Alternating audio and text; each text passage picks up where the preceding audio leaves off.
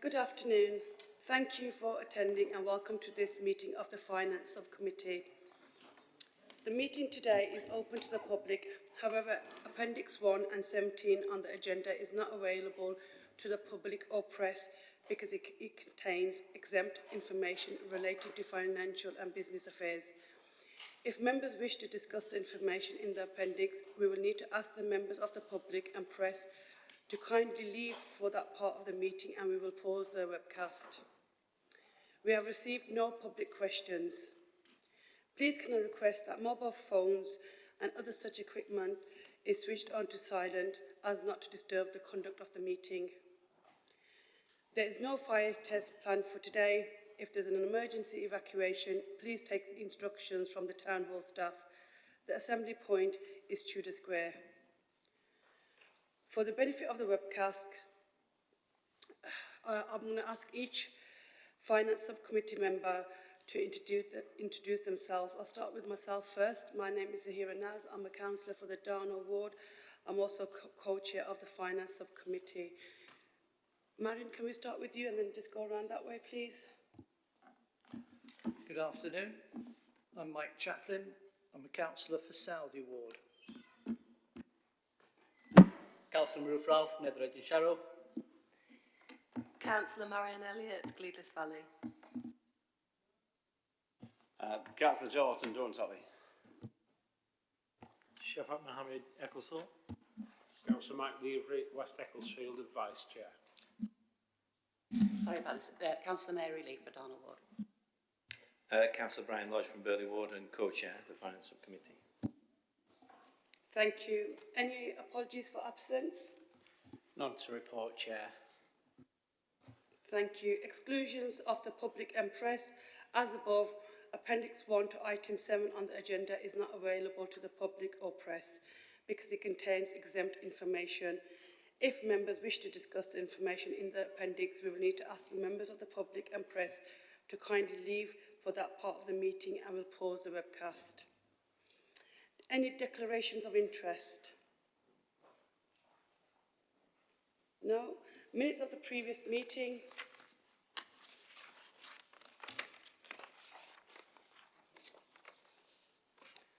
Can we agree as a correct record? Yeah, I do have a query on one item on page 18 of the minutes.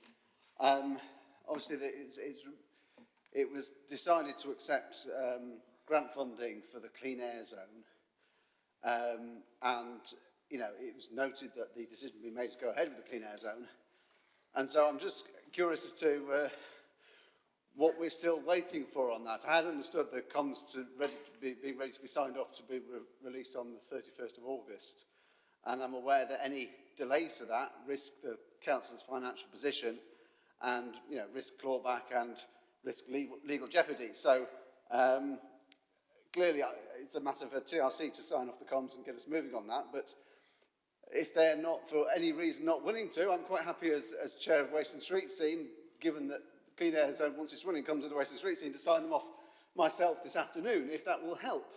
But it shouldn't be necessary. And so, yeah, I don't know if anybody here can tell us what we're still waiting for on that, because it does, as I said, create a risk for the council's financial position.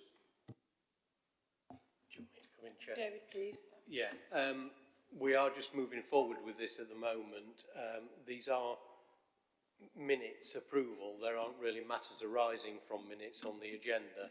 So, and that is not an agenda item, but we can brief Councillor Otten afterwards. Thank you, David. So can we agree the minutes as a correct record? Yeah, thank you. Thank you. We have received no public questions.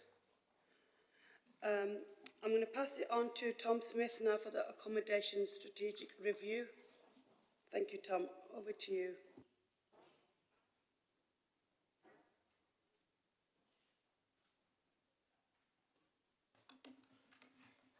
Thank you, Chair.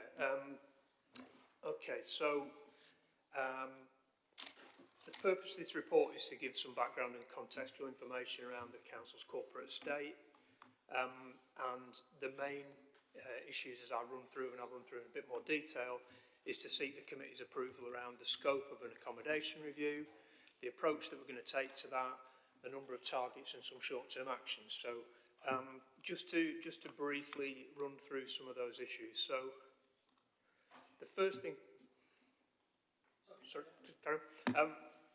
so the first thing to say is, I mean, the report's fairly blunt about this, but clearly we're facing a really difficult financial situation in relation to the council's estate. Currently estimate that as it stands, what the council owns in terms of buildings needs around about £200 million of future maintenance investment over 5 years, and around about £48 million has been highlighted as being critical and essential.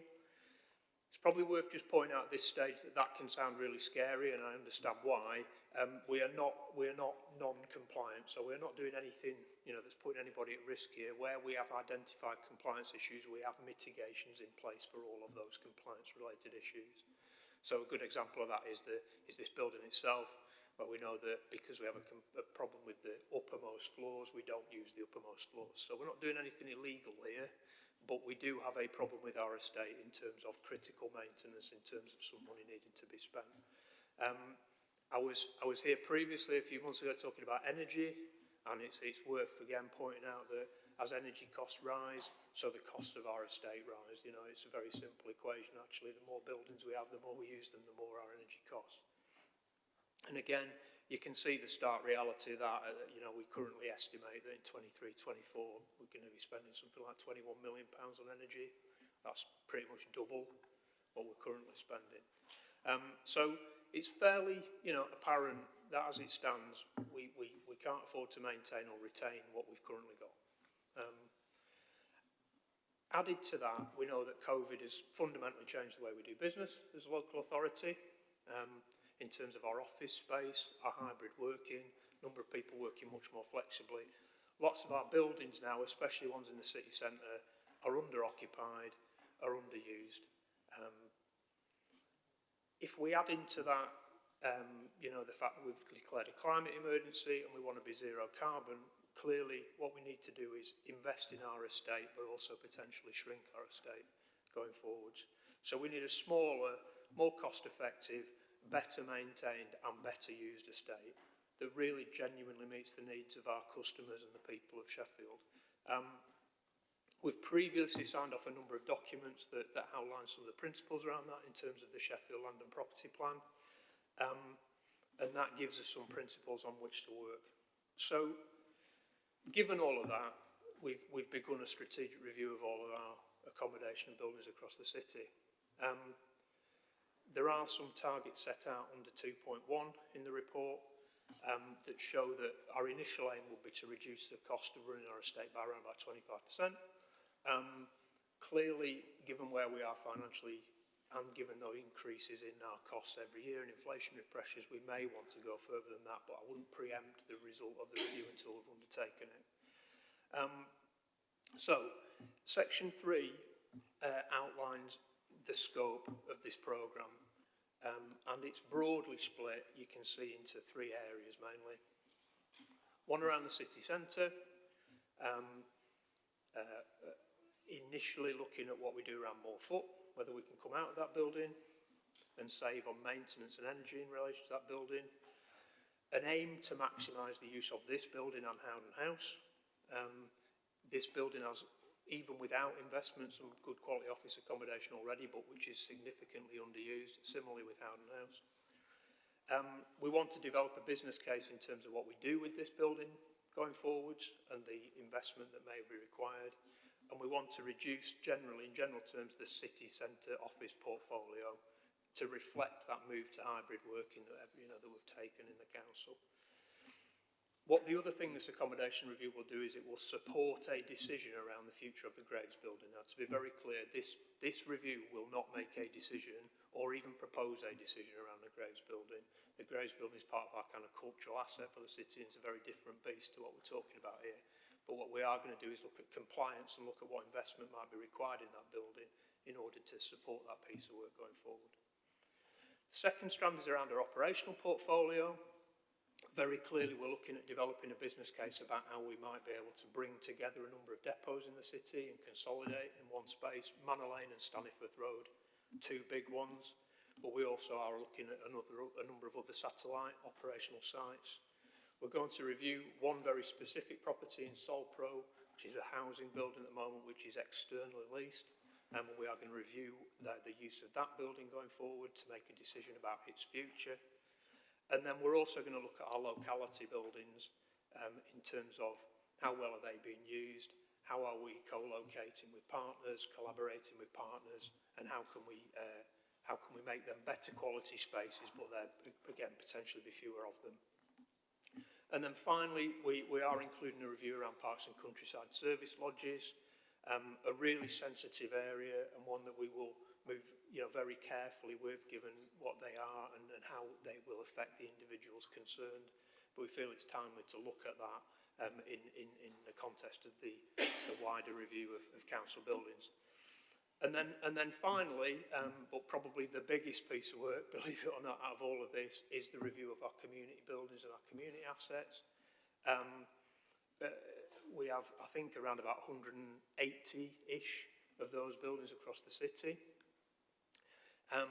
And they are of variable quality, is probably the best way of putting it. Some are very, very good, are very well used, are fantastically situated.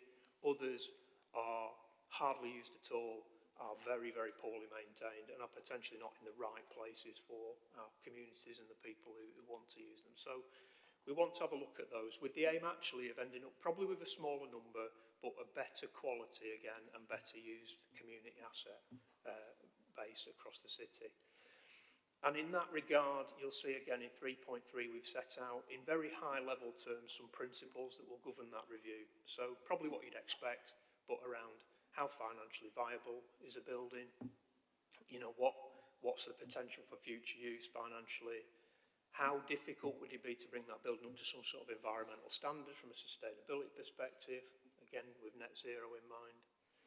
What might be the future use of that building, and is it currently fit for purpose in terms of that future use? How does that building contribute to what the council and the city is trying to do for its citizens? Because clearly what we want to do is own buildings that contribute. And then finally, and importantly, taking anything into account from a legal ownership, covenant, restriction of the building perspective as we go forward. So that's the review. There's a number of short-term actions under 4.2 that reflect some of that review. So our short-term focus is on vacating more foot, as I said, and seeking to maximise the town hall and Howden House. Looking to see whether there's any quick wins we might be able to deliver. So are there any, particularly buildings that are so clearly underused or so clearly in such a poor state that and will not need to be used in future that we can move those on? And looking at some of our remaining leased buildings. Looking at targeted investment in terms of some future buildings and looking at how we make sure that we are doing the maintenance required in the short term to maintain what we've got. A detailed review around community buildings. So what we're asking committee today is to agree that high level principles, but we will come back to committee with a more detailed approach about how we're going to actually engage with members locally, how we're going to do all that consultation piece in local areas to make decisions around community buildings. Two very big business cases, one around this building, Town Hall, and how we invest in this Town Hall, and the second one around rationalisation of depots, which we will start work on. And again, another report back to committee, probably in the new year, about how we're going to use the limited budget we have got within facilities management to fund and prioritise critical repairs and maintenance going forward. So they're the main things probably to cover today in terms of the committee. As I said, the recommendations in the main are to agree the priorities, scope, targets, that number of short-term actions that we will be moving across the next sort of 6 to 12 months on. Hopefully that's useful overview. Thank you, Tom. Any questions? Councillor Mohammed? Yeah, thank you for your report. A couple of questions.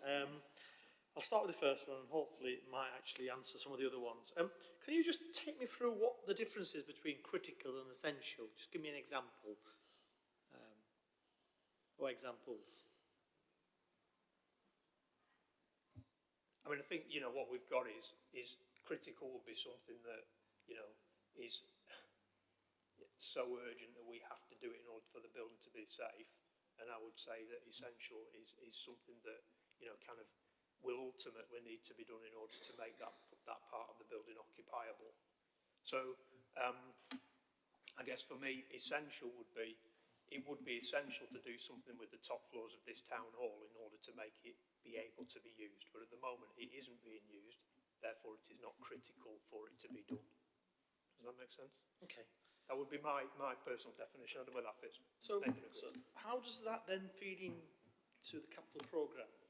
If you go and survey a building and it's seen as being critical, in particular, but possibly essential, does that automatically then feed into the capital programme as we stand at the moment, or what happens? So that's probably the report that we're going to bring back in January, Councillor Martin. So what it's really clear at the moment is we haven't got enough capital to pay for all of the essential maintenance that needs to be carried out across the estate.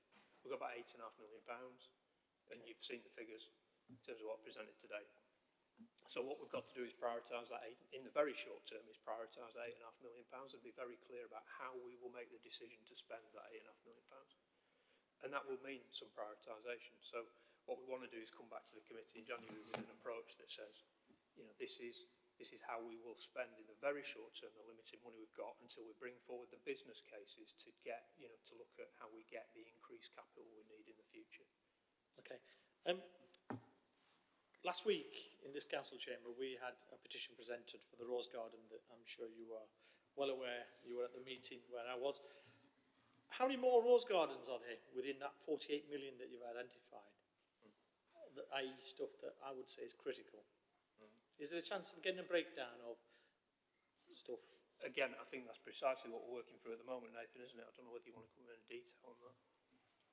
Yeah, good afternoon, Nathan Rogers, Head of Facilities Management, supporting Tom.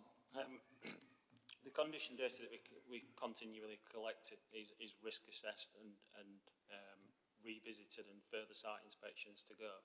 So, for example, at the moment we're working through, we've got 48 sites under review of risk assessments, looking at where the condition is giving us cause for concern. We have, through escalating repairs or through condition data, we have structural inspection programmes that are reviewed on a regular basis and that we may have to respond to as due to deteriorating condition. So to put a number, as Tom said, when we come back, hopefully in January, we'll show you the visibility of the data and the sites and what's being prioritised and the rationale for prioritising.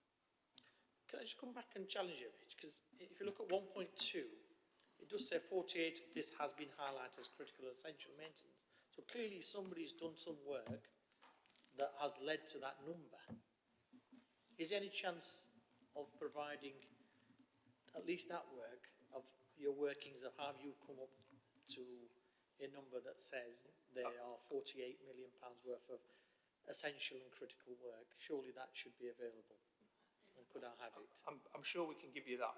Okay. That work. I think probably what we'll need to do is put some health warnings around it, okay, because clearly what we currently do is working through a piece of work to really understand the detail that sits underneath some of that. There is, you know, I think probably what Nathan's reflecting here is that, you know, we've got a kind of a cyclical approach in terms of condition survey work in the council, and we always have had. You know, any council does have. You have a number of years between inspections of buildings, and any data that we have around costs will always, to some extent, be based on, you know, some degree of historic information. What we're doing, because we've got this accommodation review and we're doing a big, you know, sort of strategic focus piece of work, is we're revisiting a number of those assessments in a very much shorter timescale in order to get to that number, in order to get to a much more accurate number and a much more robust case to bring to committee to agree. So the 48 million is an estimate at the minute, but we probably can give you some of the information. Thank you, Chair. I'd like to come back at the end with a comment, Chair, but the final one is, if you can also, in that work that you're going to do around the 48 million, just get back to us in terms of what the legal status is around some of the buildings. How many are leased by the council and how many are just people paying rent, etc.? Because clearly there's scope for us to look at leasehold and other models of trying to get investment in. Yeah? Absolutely. I'll leave that with you. I don't want to answer now. No, but Send it to me. it's a good point though, Councillor Mappy, because the reality of the accommodation review is when it comes to community buildings, you know, the decision point for the council isn't just keep it or you know, dispose of it. There is potentially a model in between, you're absolutely right, around leasing it and income and other things. Okay. Thank you. Thank you. Councillor Levery. Oh, sorry. Thank you, Chair. You mentioned, Tom, programme for delivery. Do we know when we will see that programme? And also on the quick wins, what sort of timescale are you talking about? And what is the consultation process in terms of who we're going to use? I understand the LACs are going to be consulted, but can you explain the consultation process on buildings, please? Thank you. Sure. So there's probably, as I say, it's what we've tried to do is split the programme into three fairly distinct areas of work, but we know that the reality is as we start to move through this, it's not going to be quite as maybe black and white as that, you know, as we get into consultation, etc. In terms of the community buildings piece in particular, we know that there's going to need to be a fairly in-depth consultation and engagement programme around community buildings, and we know within that local area committees will have to have a role. You know, my expectation is that, you know, local area committees will be really key actually to that process around community buildings. As you can see from the report, though, what was set out in the report is some high-level principle stuff, but what we've said is we will come back to committee with the detail around, okay, how will this actually work? So what data will we use to bring things to the table? Then how will we kind of engage in a fairly managed way across the city? Do we do it area by area? Do we do it whatever? So we need to get into that detail. We need to bring that back to committee for a degree of agreement. But I suppose the principle at the moment is that there will be detailed engagement around those buildings as we go forward. Thank you. Councillor Rove. Thank you. Just a few questions on Morphet actually. So how many employees are currently in the Morphet building at the moment? Roughly. Roughly around 400 per day. Okay. And so just moving on from that then, so as a council, is there an expectation for staff to come in to the office, and what FTE is this currently? So as it stands, post-COVID, my understanding is that planning was done on the basis of a 40% occupancy rate for our buildings. It's clear that what we're currently seeing, although we haven't been through every single building, every detail, but what we're clearly seeing at the moment is occupancy well below 40%. Okay. But in terms of expectation, Councillor Roof, you're absolutely right. One of the pieces of work we need to do in relatively short time associated with this review is to be is some work around a hybrid working policy and how that affects staff. So what do we put around our staff? How do we support staff in terms of flexible working? Now, we've already been doing that. We've been doing that over the last 2 years. So most staff actually, I think, are relatively comfortable with the expectation. But there is a degree through this piece of work that we need to sort of formalise some of that. Okay, so just in regards to town hall then, so I know you said we're expecting 40% to currently be in the office, and there's a lot less than that.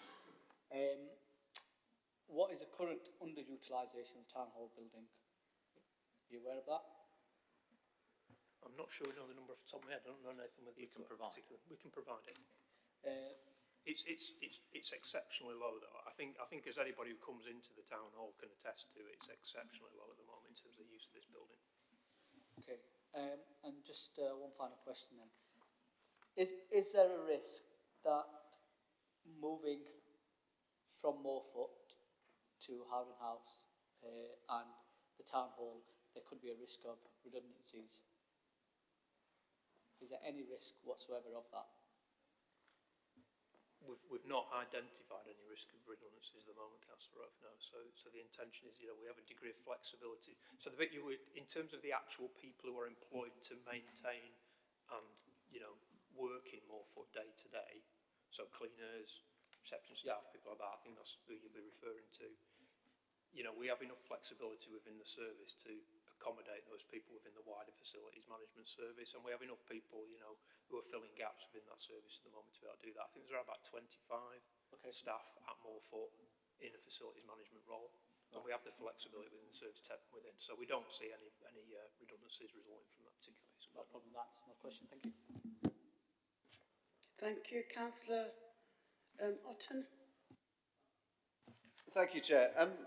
So thank you for the report, and obviously we're supportive of the strategy. I think it's long overdue that we've done this. But I'm just thinking about the numbers you talked about for the budget for essential maintenance and the need. And even with a reduced estate, there's going to be that 48 million is not going to go down, I hazard, to 8.5 million, is it? So where does that leave us? I mean, thinking about the Rose Garden Cafe again, obviously in hindsight, you know, given that it was a great community asset, it was paying rent, you know, it was a false economy not to do that maintenance back in the day. How much more false economy is there in the system in terms of essential maintenance not being done? And do we need to look at the priority of maintenance? I mean, politicians such as ourselves can be suckers sometimes for soaring rhetoric about, you know, this capital programme or that will engage and connect and empower our communities. And doing the maintenance doesn't stir the spirits in the same way, but maybe actually doing the maintenance would engage and connect and empower our communities better than whatever the scheme is that it's up against. So is it something perhaps for this committee to give a steer for next year's capital budget in terms of the priority for maintenance over potentially other schemes? I think it's a good point, Councillor, and in really, it's difficult to talk about specifics, to be honest, but in very general terms, the reality of that, you know, the review, the accommodation review that we're going to start, and we've started already, but we're going to really get into the meat of now going forward. It's kind of what I said before, the decision point on these buildings shouldn't ever be, you know, it needs maintenance, so we get rid of it. We should be making a rounded case which says, okay, so what could that building be used for? Is there a business case? Is there a commercial opportunity? Is there something else which means that actually it would be worth investing in that building in order to make it a commercial opportunity? And there are all those detailed pieces, you know, almost for every building, we're going to have to go through that detailed case that says, okay, what could it be? What is the opportunity associated with this building if we invested? And I think that's where this can feel like quite a negative piece of work, but actually I don't see this as a negative piece of work particularly. I see this as a piece of work that potentially could bring investment to some community buildings to make them better than they currently are. But the business case has to be right, and it's clear there will be some buildings within communities which will not be, you know, which won't fit that profile and which will have to go. But where we are keeping them, we want to make sure we do that. And if they financially stack up and it's the right thing to do to invest, then that's what we hope this programme will be able to do. If I could just follow up, yes, thank you for the answer. You mentioned the Graves building, the Central Library. I'm kind of conscious that having read now for 11 years the council, capital budgets on budget day, they always seem to say the same thing, is that we're kind of working on plans to do something with it, but we're not really going to do anything very much now.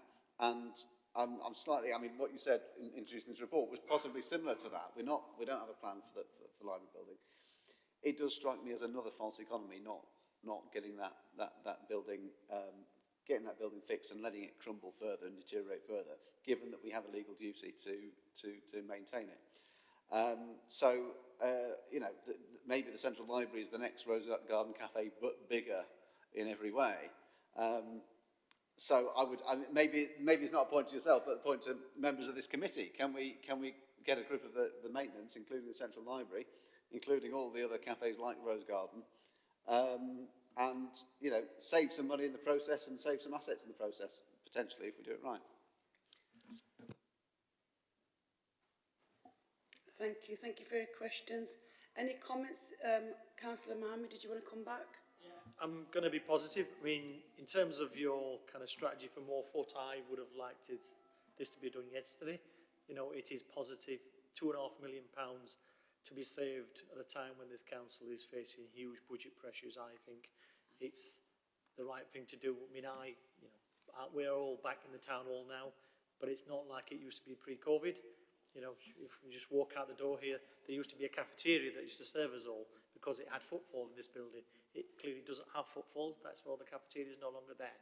So the quicker we vacate Moorfoot, get into Howden House where we have commitments to, you know, kind of continue with that building, and clearly this is a building that we would like people to be in. I take the point that COVID has changed and hybrid working, etc.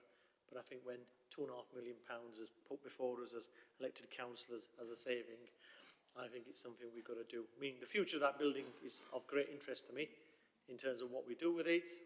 There are possibilities, but that's for another day. But I think I welcome it, and I wish you luck, and I hope that once you've got approval from this committee today that you can crack on by vacating that as soon as possible. Please. Thank you, Councillor Lodge. Yeah, thanks, Chair. I welcome the report. And I think it is timely bringing it through. I remember 11 years ago when we did an accommodation strategy and review then, and we moved people into Moorfoot, and that was delivering about £30+ million of savings that we've had over the last 11 years. And clearly the world has changed and things have changed now, and we see what's happened after COVID and accommodation out there. So I think it's right that we do review all these things and look at where we can. I think we all want to see services delivered out in the localities, and so if we can support that and get staff and giving them that opportunity to work out in the localities, it may be working closer to home as well. And we know the difficulties people are facing with travel costs now, with the cost of living and everything like that. So I think it's a right time that we accelerate this work that's going through. It's an issue around a number of things here, and it is bringing them together, and I know work's been ongoing in the background on a number of these sort of things, and looking at possibly at depots and the operational requirements, and looking at community buildings. And you're right, it's going to be difficult with community buildings because a lot of people are tied to their buildings and they see them as critical to them, but you've only got to look in areas where you've got council-run facilities and owned facilities, you've got function rooms in pubs, you've got church halls, you've got private buildings that they're all competing for the same sort of use. So it's right that we look at these and we rationalise what's down, and it might be, and I like the terminology in here of invest or divest. It might be that we divest of council properties, but we can invest into other facilities to make sure that the crucial thing is that we've got the right facilities out in the communities, and this helps us to do that. And if it does deliver on the, and I'm sure it will deliver on the savings identified, that's all well and good. Adding to the work that's done in the Sheffield land and property plan, is it? And accelerating things there, then I think we're in a good position to try and tackle some of these things and the backlog of maintenance that's there. And I think this helps us with the Sheffield land and property plan to start delivering on the right sort of buildings and things across the whole city. So I welcome the report, Chair. Thank you. Thank you, Councillor Rolfe. Yeah, sorry, just one final question following on from Councillor Mohammed's point. I might have missed it, but what is the estimated time of completion to move? For the Moorfoot building? That's correct, yeah. At the moment, we don't. So we've started speaking to the staff in the building, or to the manager of a number of teams in the building. We see it, we see it as something that we would like to do in relatively short time, given the level of the financial saving associated with that building. The reason I'm hesitating in terms of saying, okay, well, it will be this date, is because we want to get it right.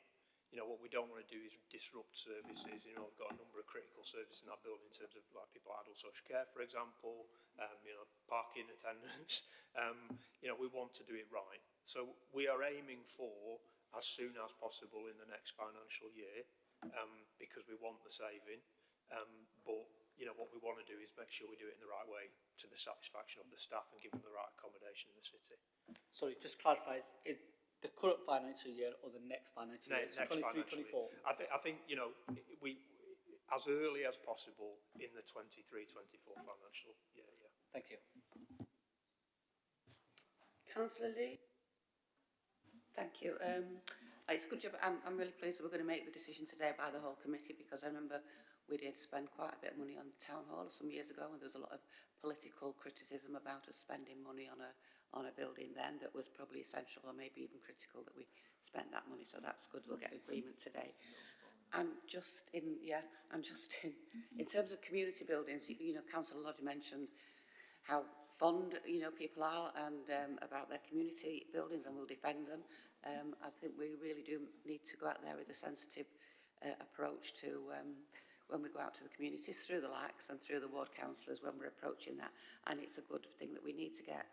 If people do want to take over a building, they need to have a realistic business plan, and we need to explain and thoroughly go through with people the ins and outs and the pitfalls for coming up with a plan that's going to make a building sustainable, because obviously it's something that we couldn't help out with if that failed.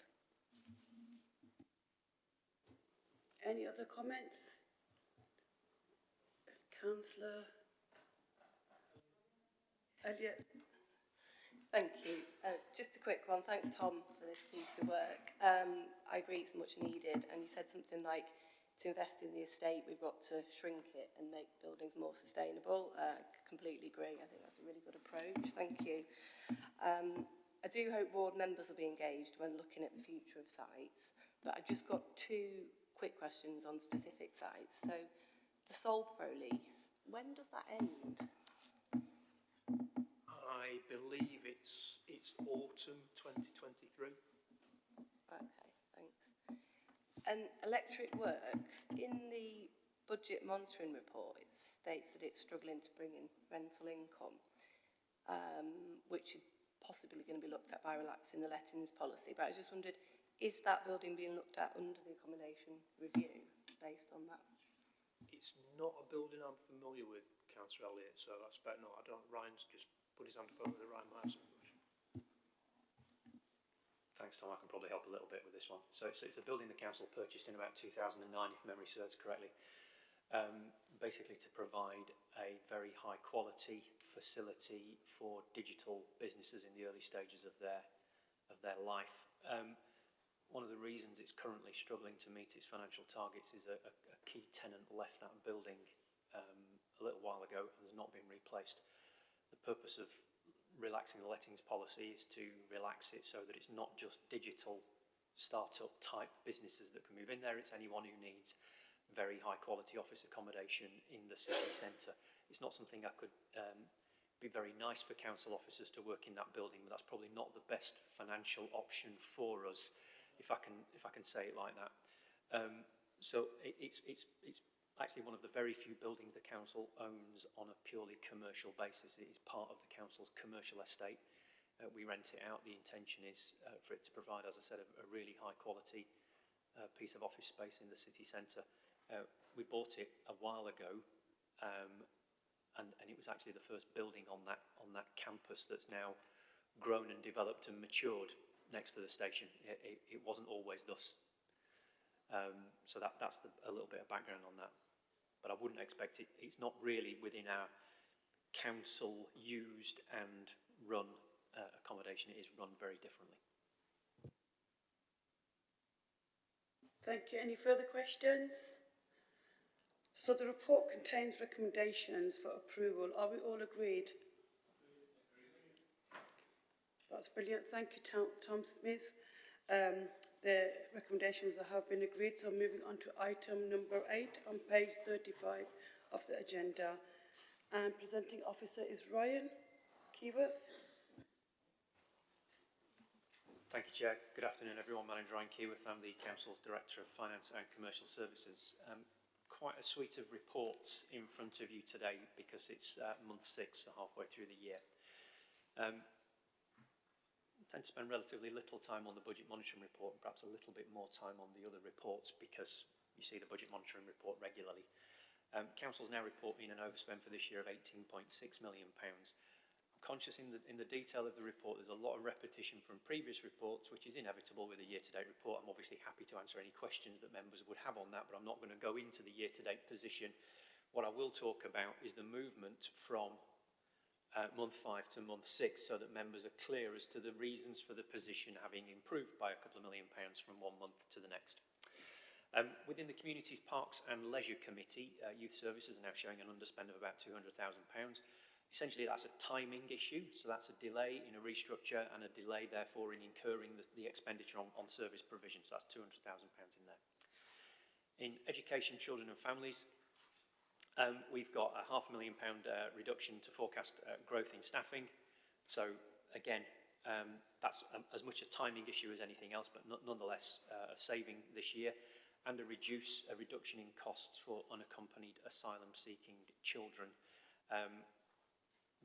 There is a continued reduction in expected income for Aldine House that I've mentioned at this committee before, but we're now assuming that that reduction will, or the income levels at Aldine House will return to normal historic levels. In other words, the overspend or the lack of it, the reduction in income there is a timing issue. We expect that to be back to normal levels by January next year, so it's not going to continue for the full year.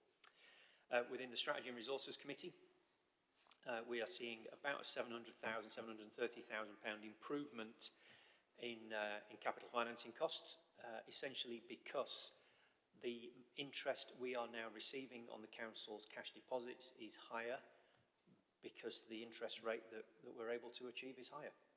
So we get more cash, we get more return on our investments because the prevailing interest rate in the market is higher. The Treasury Management Appendix, if you've made it all the way through that, shows you that the average rate of return has gone from about 0.5% to about 1.5%, and you see the progression in that, just in case you wanted a bit more detail on that. Within transport, regeneration and climate change, about 300,000 improvement there. Basically, the language is a bit difficult sometimes about income on the highway network. What does that actually mean? It means more people are doing more works that requires them to pay the council a fee in order to do it. I take that as a positive indicator of economic activity, if nothing else, Chair. It's one of the things that people have to do if they want to do works that affect our highway. They have to pay us to a certain extent to do that. Okay, so that's all on the monitoring report. Chair, how do you want to do this? Do you want me to take the monitoring report first in terms of questions and then move through the appendices, or do you want me to go through the whole jolly lot in one go and take questions at the end? Do you want to do the questions first, if that's okay? Okay, so Councillor Levery, please. Thank you, Chair. Page 39 on the savings. 19.3 million undelivered next year. What's concerning is that 12 million of that rolls over into next year and can't be delivered. How have we managed to set a budget which delivers £12 million of savings that can't be done over 2 years? And can they actually be achieved anyway? Thanks, Councillor. I'm probably going to give you the answer I've given you to a similar question in the past. When we set the budget for this year, we included a reserve provision of £25 million to manage both timing and delivery risk associated with this year's budget. And what we're saying here is that probably 12 million of that is around delivery risk. We can set a budget that's balanced and robust, provided that we can show that a combination of savings planned and any use of reserves is affordable. And that's what we were able to do for the 22-23 budget. That's obviously not a number I'm particularly pleased about. I don't want to see 12 million of savings undelivered for this year that roll forward to next year. The process we've put in place for this year's budget is significantly more robust and recognises the council's reserves position. Some of the savings that were put forward for last year's budget, we genuinely thought, I certainly did at the time, genuinely thought were capable of being delivered, otherwise I wouldn't have signed it off. Yeah. The facts of the matters have changed in some cases. So when last year we thought we'd be able to make investments in children's social services accommodation that would yield savings, that's proven not to be the case. There's actually on the face of it might appear similar, but fundamentally different proposal in the 23-24 budget proposals around care leavers. We were talking about much younger children initially, but care leavers appears to be now where we can make a big difference.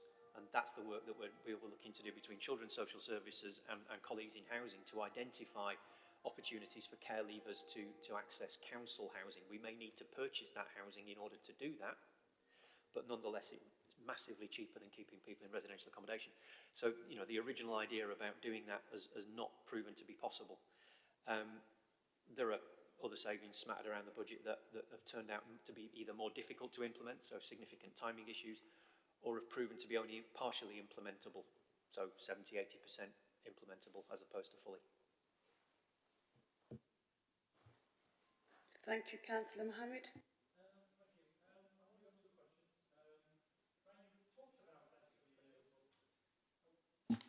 That'll be better.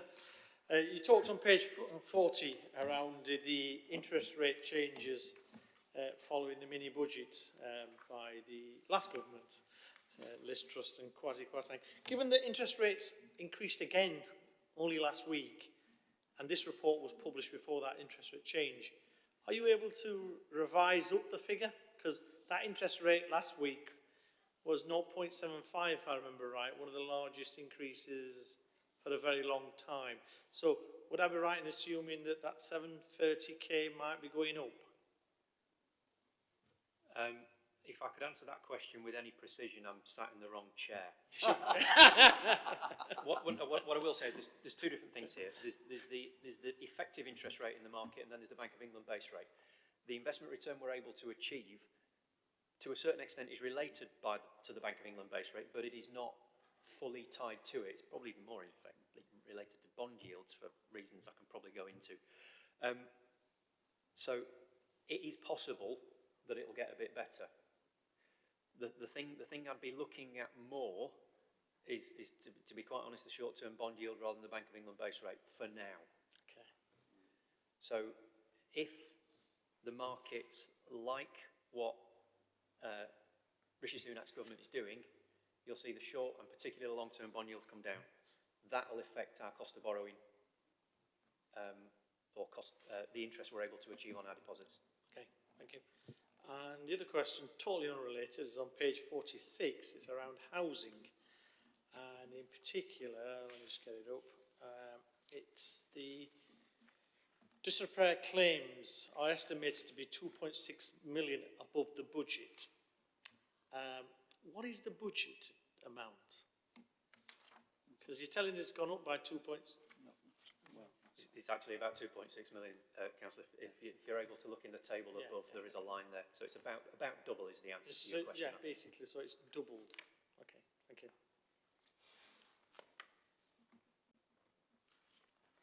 Any more questions?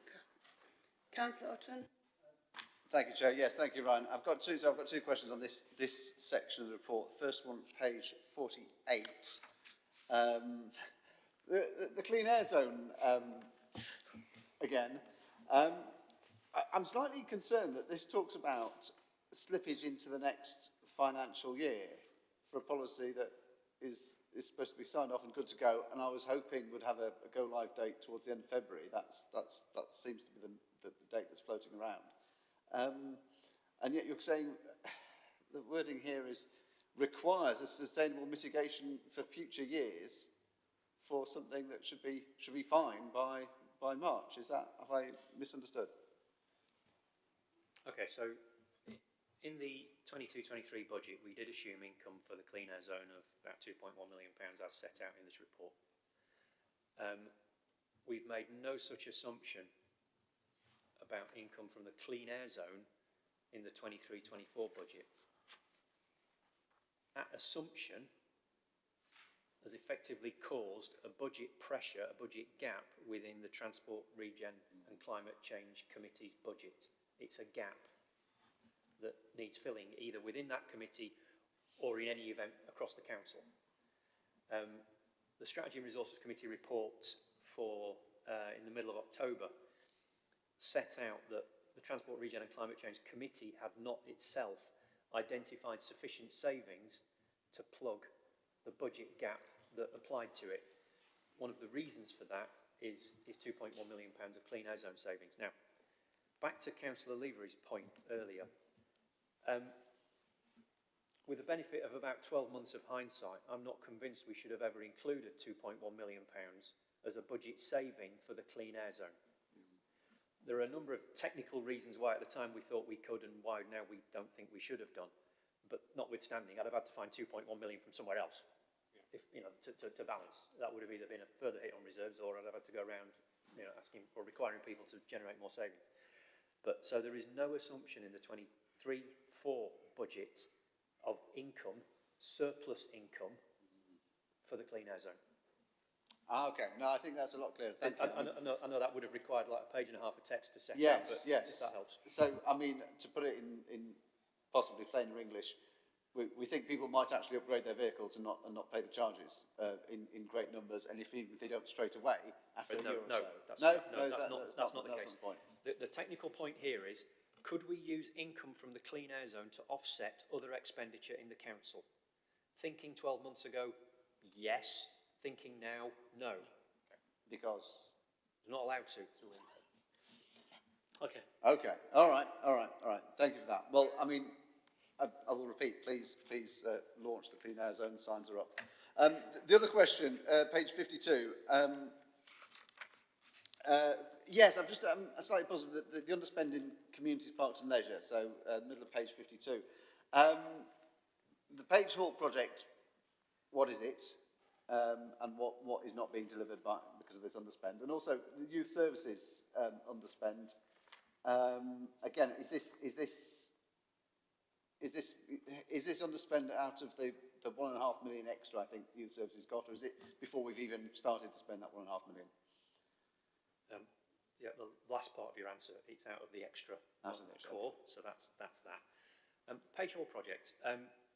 I'm not entirely sure at that level of detail, to be honest. I'm just sort of casting around if any other officers in the room know any more about that. If not, I'll get you a bit of detail on it. Thank you. Thank you. Councillor Liverford, did you want to come back? Yeah, sorry, I missed one or 2 points out. On the education, children and families, when will we have a report that demonstrates the deliverability of their proposals for 23-24? So next year. Okay. So that committee were late in starting their budget proposals and the work to do that, for which, you know, apologies on, you know, from me to the committee and council generally on that. They are working pretty quickly now, actually, through their proposals, and I am expecting them to come either to a balanced position for next year or very close to a balanced position. I've been really encouraged by the way that the officers have approached the task, and I'm working very closely with members of all parties to do that. I'd expect the Strategy and Resources Committee on the 5th of December to receive reports from that committee that say they can balance. There's obviously a series of discussions that need to take place with members of all 3 political groups about whether those savings are going to be acceptable to members before that comes forward. But I think, you know, we've almost got a list that adds up to the total now. Not all of the things on that list will be politically acceptable. I completely understand that. But officers have developed a list that almost adds up to the total now. And I'm very much hoping that by the time we get to the Strategy and Resources Committee on the 5th of December, that we're able to set that out in some detail. Great, thanks. Page 46. Just a few bits of detail here. The vacant properties, current rate is 3.5%. I asked a written question at council and got the answer back of 2.2. And an expectation to meet the target in the first quarter of 23-24 of 1.7. So I'm waiting for confirmation of which number is right, whether it's the 3.5 or the 2.2, but for the moment I'm assuming we're on 3.5. I didn't know about the other bit, so if you'll leave it with me, Councillor, I'll go and do some digging and get back to you if I can. Councillor Lodge might have an answer for me. Thank you. I think I'm not sure if it's worth checking. There's 2 sides of it. There's voids, there's vacants that are with repairs, and there's vacants that are with the letting service while they're waiting for tenants to take up the vacancies. So I think some of the void, I think the figure it refers to in here in the repair service might be the figure the voids you're talking about. So there's an overall figure, but I do recall asking before about it. And I think some of it is there is obviously a delay for tenants signing up to a property and then starting it and moving in. So that's probably where the variance comes from, but it's probably worth just checking with the housing service. There's a number of different stages here in terms of a house becoming vacant, it being repaired, it then being available for letting, and the person who's letting it moving in. There's probably a disaggregation somewhere in here, but I'll get a definitive response, Councillor. Okay, just another one on there. Do we think the contribution to the capital programme will recover in 23-24? I very much hope so, and that's the basis on which the budget proposals that the Housing Committee have received from officers have been set. It's really important, actually, for the long-term sustainability of the council house stock, both in terms of quality and quantity, that contribution to capital, the dip we've seen this year is a one-off issue and not a long-term thing. Yeah, very important. Great, thank you. On to 50. This is an issue in terms of the RPIX calculation and the uplift. Do we know how that is applied commercially? Is it a one-off date at which it's set for the following year? Is it an average? And have we considered, bearing in mind this could well be a very peaky situation in terms of inflation, whether we can source some funding to help us out from external providers? So yeah, it's actually the January RPIX figure that's applied to those contracts. It's a fixed date, very much like lots of, there is a date. Okay. We are expecting it to be a big figure. It's a key reason, and Councillor Otten will be very familiar with this, why the budget pressure within the Waste and Street Scene Committee, which happens to be where both the highways and the waste contract are, is such a big number. We are obviously working to identify opportunities with both Veolia and Amy for savings. That's not easy, to put it mildly. These contracts are large and complex, and also we have tried every year for the last, 10 years in the case of Amy, and longer in the case of Veolia, to identify savings to help with budget pressures. So there's increasingly limited opportunity for us to do that, and members will be aware of some of the discussions that have taken place around the waste and street scene savings, which members have found, very, in fact, not very difficult, impossible to endorse because of the consequences on the people of Sheffield for taking some of those savings. I recognise that, but bearing in mind these contracts are set on this basis at a year when things are relatively stable and have been for a long time, whether there was any opportunity to seek some sort of grant to get us over this lump possible next year. I think we can always ask, and if you don't ask, you don't get. Others will be in a similar position. There are significant PFI contracts right across local authorities. I particularly think about the fairly large number actually of leisure-related PFI contracts, which will be under significant pressure. And I saw something, and it doesn't necessarily apply to Sheffield. Something in the trade press around 40% of leisure centres at risk of closure because of high utility costs, which is it's just another manifestation of inflation, to be quite honest. These sort of cost pressures are enormous. I wouldn't want to make any assumptions about government funding to help us out at this stage, though. But if you don't ask, you don't get. Thanks. On to 74. The bottom of 74 about earmarked reserves. That's probably the next. Oh, I've gone too far. I'll wait. Thank you. Thanks for that. Councillor, everybody turn your mic off, please. Thank you. Councillor Lodge. Yeah, thanks, Chair. Throughout the report, it makes reference about the pay award and the additional pressures on there. I understand 2 of the 3 unions involved have now voted to accept that award, so we're just waiting for the final confirmation of things coming through. Do we see that there's enough provision in there then? So where you've made the mention of it on each committee and where it is, are we comfortable there's enough in there now? There's a bit more certainty about this is likely to be the pay award. Yes, we are. My understanding is that the two trade unions have accepted the employer's offer, which was a counter to the trade union's original claim, albeit the headline figure was fairly similar. It's that employer's offer that we have built into these numbers, so if that is ultimately accepted, then this should be about right. Any further questions or comments? None? Okay, thank you. The report contains recommendations for approval. Are we all agreed? Okay, sorry. Back to you, Ryan. Thanks, Chair. Now on to the collection fund appendix for the avid readers.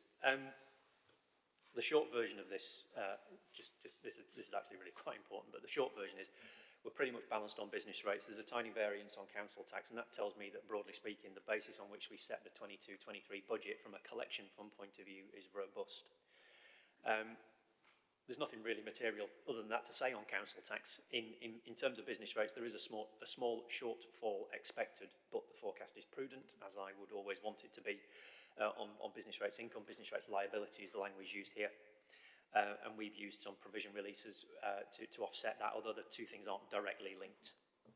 So in other words, the business rates part of the collection fund balances, the council tax part of the collection fund is almost balanced.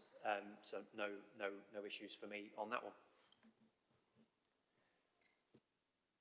Councillor Mohammed? Yeah, it was just what's the page? It's the business rate, so page 56. It's 5.1 million, the variance. I mean, clearly you're saying it's prudent to kind of downgrade, but clearly given the difficult economic situation we've got at the moment, you know, we do keep 50% of these business rates that we generate now, don't we?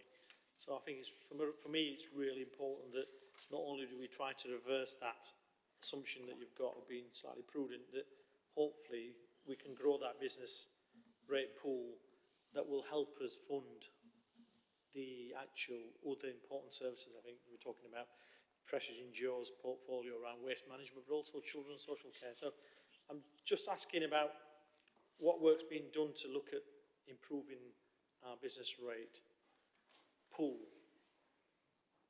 So we collect more because we have more in the city. I mean, in many respects, a leading indicator of future business rates is the number of tower cranes you see in and around the city centre. Seriously, I mean, that's really quite an important leading indicator. The work the council is doing directly in terms of heart of the city improves the business rates take, and actually, within the boundary, the specific boundary of heart of the city, we retain 100% of the business rates. So that's been a key part of the business case for that development.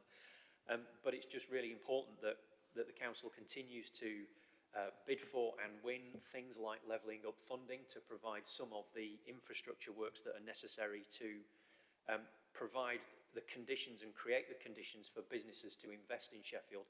And it's really important. I mean, colleagues from our Business Sheffield team are with us today for later items, that they're able to work with businesses to encourage them to come and invest in Sheffield rather than anywhere else.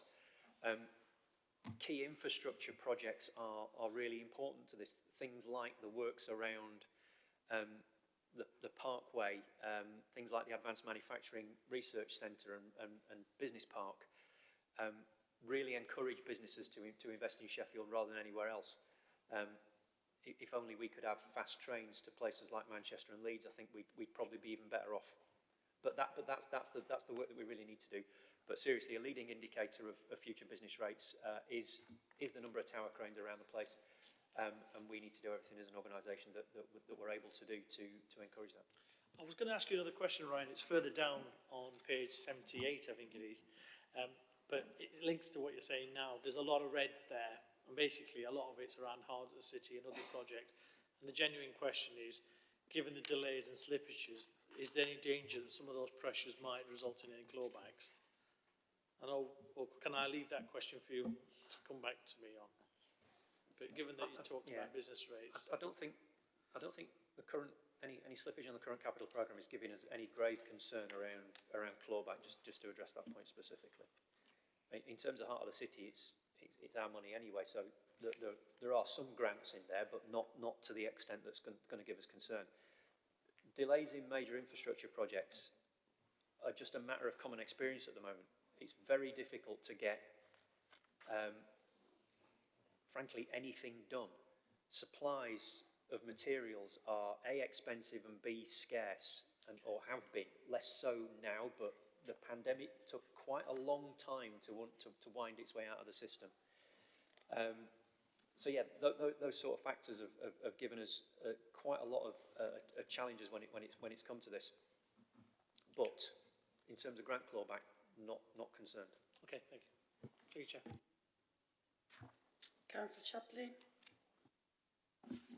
Thank you, Chair, and thank you, Ryan, for this this very detailed and comprehensive report.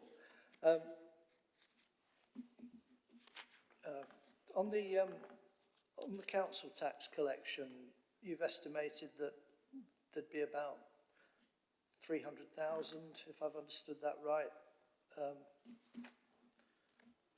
No, I can't. You've got 0.3. I'm just trying to work out what year. That is 300,000. Yes, 300,000 likely loss for this year, this financial year, above the 13.8 that you'd set as a target for 22-23. I mean, I take it that that's an indication that the cost of living crisis, which was already underway, is actually getting worse. Have you done any work for in preparing for the following financial year on it? Just wondered what factors you've, or how you've arrived at this figure for this year, and what work's being done to prepare for the following year, which is also likely to be bad. Thanks for the question, Councillor Chaplin. So the 300,000 increase I think you're talking about is the increase in the bad debt provision from what we budgeted for to what we're now saying. Yeah, the cost of living and our collection rates are factors in that. We do try to look a little bit into the future here. What we want is a bad debt provision that is very robust. There are limits on what we can put in a bad debt provision. The auditors correctly challenge us to make sure that we're not over-providing for bad debt. So we have to have a robust basis, but we will always err on the side of caution, and that's what my officers are doing here, is saying, okay, let's look a little bit into the future. Let's make robust, prudent, but not excessively prudent provision for bad debts that we may see, or we have reason to believe we will see in the future. Cost of living and the impacts of this winter's energy prices, notwithstanding the government support. What happens next year if the government support for example, energy changes? They're all the sort of things that the team are looking at when they make predictions on bad debt and adjust the provision accordingly.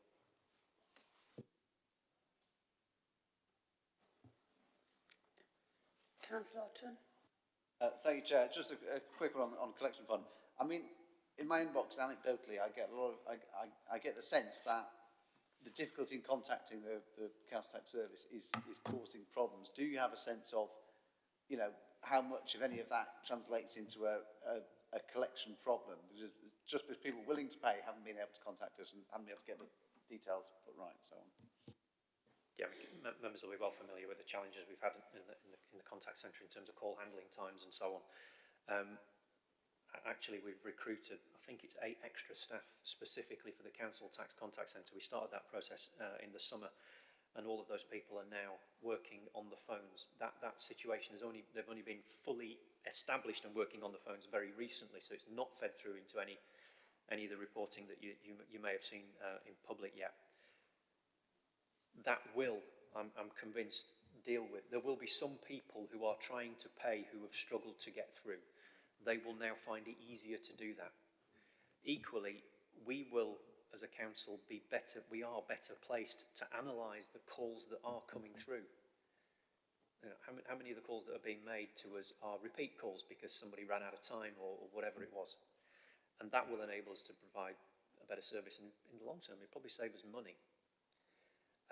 But yeah, We're not seeing massive changes in council tax collection rates. You'd see that on here because there'd be a huge deficit starting to appear. But it's obviously important that people who are able to, who want to pay their council tax are able to give us a call. I'll use the forum of this meeting because I probably can to plug the direct debit option for people. For reasons that some may realise, I've recently set up a direct debit to pay my council tax. It took me about 5 minutes. Online, dead easy process to follow. Yeah, I'd encourage anyone who's able to do that to take that option. Thank you very much, Ryan. I also have debit now. The first time I tried, the website and the form didn't work, so it crashed out. So yeah, go ahead and try now. It may work. Councillor Rolfe. Yeah, sorry, just following on from that, Ryan, do you have any figures on how many are not paying by direct debit currently? What kind of percentages are we looking at?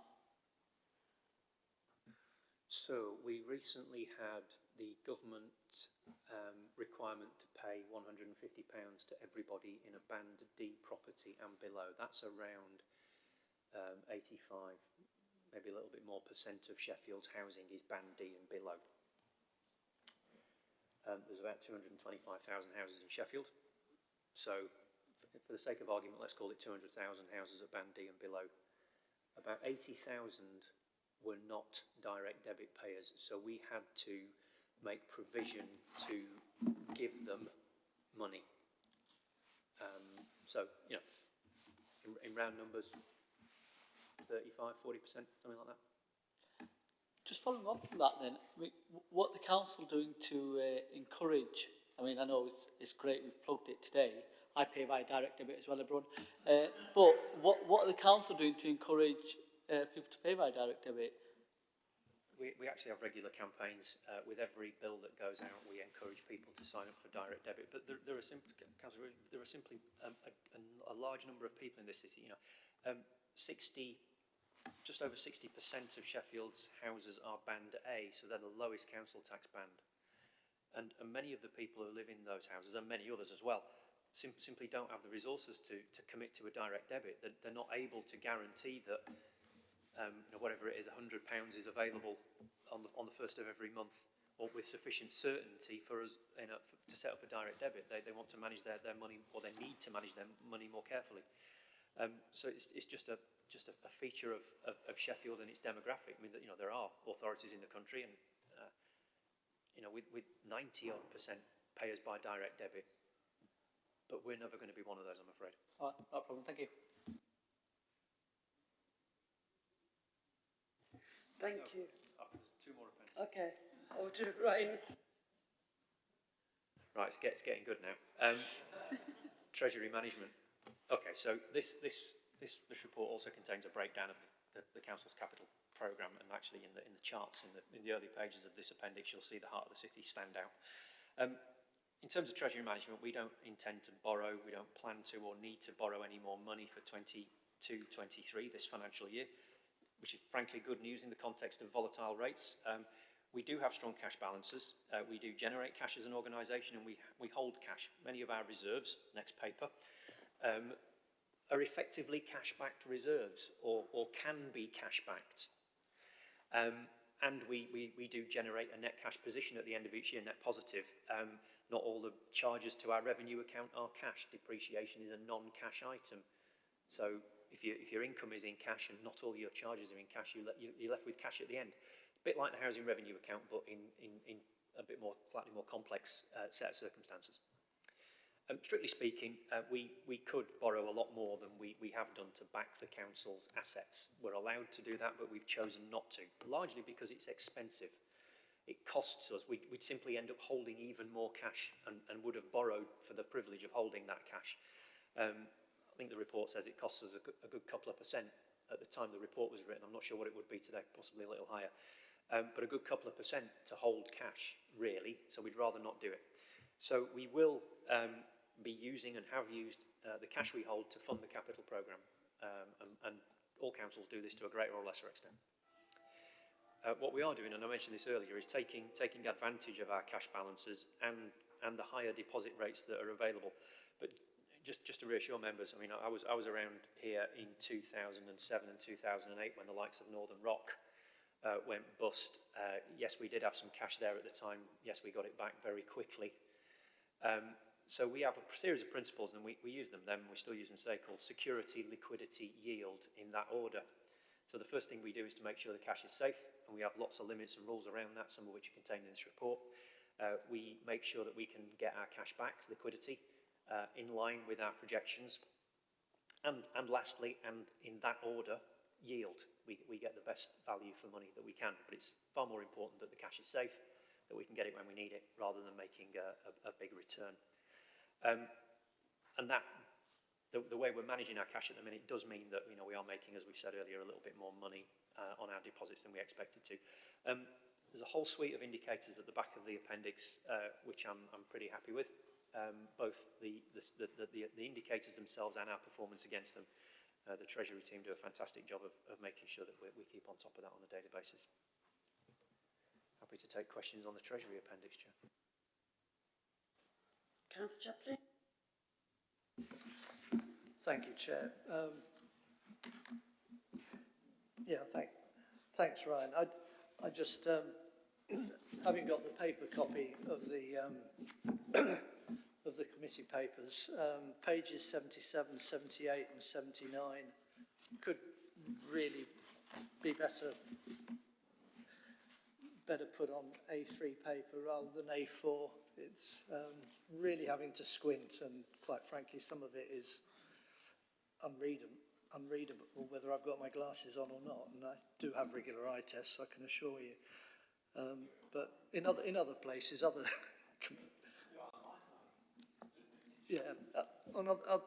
well, depends where you are at the time when you reach the page. If you're sat somewhere where there isn't a laptop to hand, then that's what you use. But it's also, I mean, any member of the public can reasonably ask for these documents if they're sufficiently interested. So they also should be able to have access to these papers and to be able to see them in a reasonable format. No, I mean, I do sit on other committees where they do have to put some of the material on A3 because it won't fit on A4. It's a fair point, Councillor Chaplin. We'll have a look at the format of that appendix. That's the capital monitoring appendix, to see if there's a better way we can present it that makes it a bit more readable. Thank you.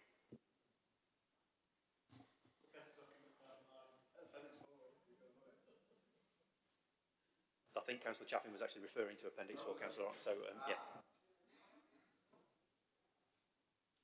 Over to you, Ryan, again.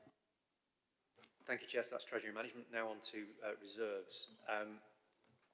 So this is the first time we've presented a reserve strategy appendix in this kind of form. We've always had a reserve strategy of sorts in the annual budget report, but given the size and complexity of the budget papers, it probably never gets the airing and discussion it warrants. So we were quite keen to do this, and also in response to requests from members of this committee.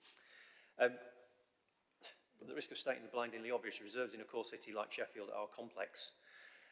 Some of the reserve balances that are in here aren't really the council's to control, or not available with full freedom for the council to do as it wishes, and the report sets that out. We've got a fairly large capital reserve, for example, which includes capital receipts and capital funding that is ring-fenced for housing, which is a significant part of that, for example. Also, the timing on capital grants. If we receive a capital grant ahead of need, it will sit in a capital reserve until such time as it needs to be spent on, for the purposes it was given to us. Our reserve level remains, in my opinion, overall good, but is clearly under pressure, and you can see that in the movements that have happened from year to year. So most reserve line items are fairly stable, with two very notable exceptions: the overspend forecast for 22-23, which is the other reserves movement that you see there, and also the wind out in the way that we're required to account for the government support for business rates in the pandemic. That's the collection fund reserve at the top of that table there. which caused lots of difficulty for local government accountants and caused odd reserve movements, and we're still dealing with that. So the report sets out, in a little bit of detail, what each reserve is, how much is there, and so on. Other reserves are made up of 5 things, as listed in the report. The most notable is essentially the reserve we have for dealing with the budget position. That's the 70 million that I talk about from time to time, which by the end of this year, we expect to be quite a lot lower. It was 50 million at the start of this year, because we spent 20 of it last year, and we expect to spend another chunk of it this year, as set out in the report. I'm really happy to take questions and comments on this. This, like I said, is the first time we've presented information at this sort of time of year in this level of detail, so to the extent it's useful to the committee, it'd be really good to know, but obviously I'm happy to ask and answer any questions I can on it. Councillor Levery? I'm really pleased that we've got this. In our current situation, it's no good waiting for the annual budget plan to look at where we are with reserves when we've got a moving fees going on all the time. So this has been really helpful halfway through the year to understand it. I have just one question, which is the bottom of page 74, and it's a very simple question. Is £17.4 million worth of reserves, budget deficit reserves, sufficient to support the 23-24 budget?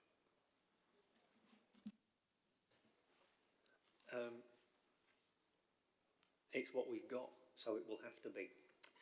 That means that the budget savings that go forward ultimately to full council in March and will need to be robust enough to make sure that we don't need to use that.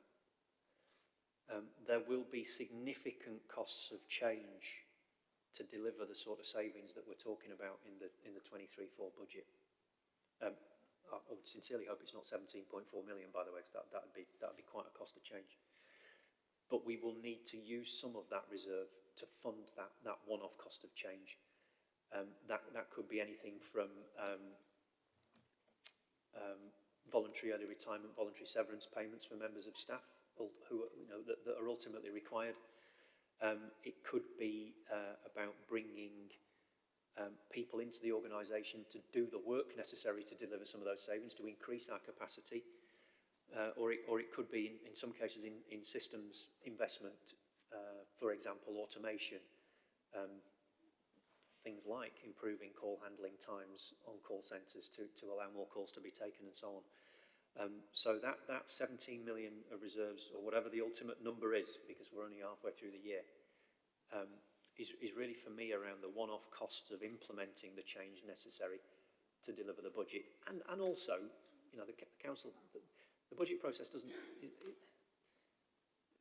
shouldn't just be a simple matter of a negative exercise in saving money. The budget process can be used as and always should be used as a driver to achieve the organisation's objectives. If you ask an accounting student from 25 years ago what the definition of a budget is, for example, it's the financial representation of an organisation's strategic objectives. So the delivery plan, you should be able to read the delivery plan by looking at the budget report. So some of this cost of change is not just about delivering savings. It's about reconfiguring the organisation in line with the objectives in the delivery plan. And that's what, for me, that would be best used for. Could I just clarify something you said? You mentioned redundancies within that, what you just said. That's a separate item, is it not, from contingencies for potential budget deficit? So the 70 million is a contingency for budget deficit. The other items make up the balance of the 95.7, is that right? Yeah, that's right. So there's the redundancy reserve, if you like, in there is a relatively small number. I suppose what I'm saying is if there's a significant number of voluntary early retirement, voluntary severance, it's possible that you'll need to use a little bit of the 17.5 million to supplement that. By no means inevitable, by the way. What we are seeing when we're going through the detail of the budget proposals is, as officers often do, because they manage their businesses prudently, is that they're holding vacancies against the risk that savings will be required. So what we're seeing as we're going through the detail of the headcount impacts or the staffing impacts of the budget savings that are coming forward is You know, in some cases, it's a relatively small requirement for voluntary early retirement or voluntary severance, with volunteers identified, in some cases already, complemented by vacancies we've been holding for a while that we will cancel and never recruit to as part of that saving. So that's really about, you know, just want to reassure people, I'm not seeing anything at the moment that's giving me worries about compulsory redundancies. I can never say never. I'm just not seeing anything in front of me now that's giving me that level of concern. Brilliant, thank you. Councillor Lodge? Yeah, thanks, Chair. It was interesting what you were saying there around using reserves and looking at change. I was just looking particularly on the investor save projects, point 31 on page 74, because it talks about 900,000, but reserve be bolstered by 1.4 million. That's the result of previous work that's gone through. Do we know how long that is likely to be going on? So I suppose it's asking when will the full reserve be reimbursed from the investor save, because if we're looking forward now and where we face the budget going forward next year, then we're going to have to look at structural changes again within the council, aren't we? We can't just continue salami slicing and expect to achieve the savings we need with the pressures we're facing. So where's that going to be in the future and allowing us to use it, I suppose? I don't think there's a great deal more to go back into that investor save reserve. We've not actually used it for a few years, so it's the outwind of a few projects from before.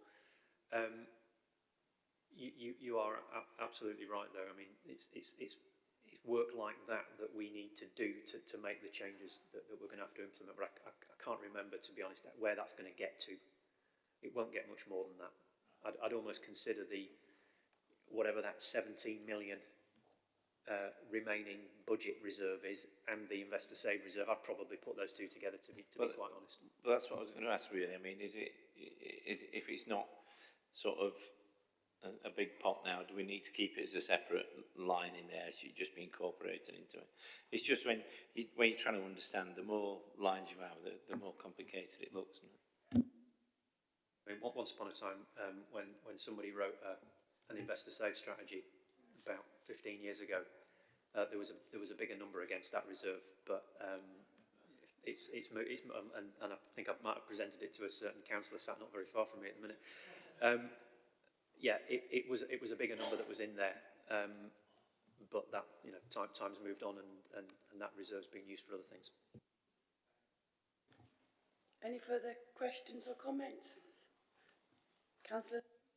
Just the comments about how we should be looking at the budget. You know, it's a financial picture of what the council intends to do and the plan.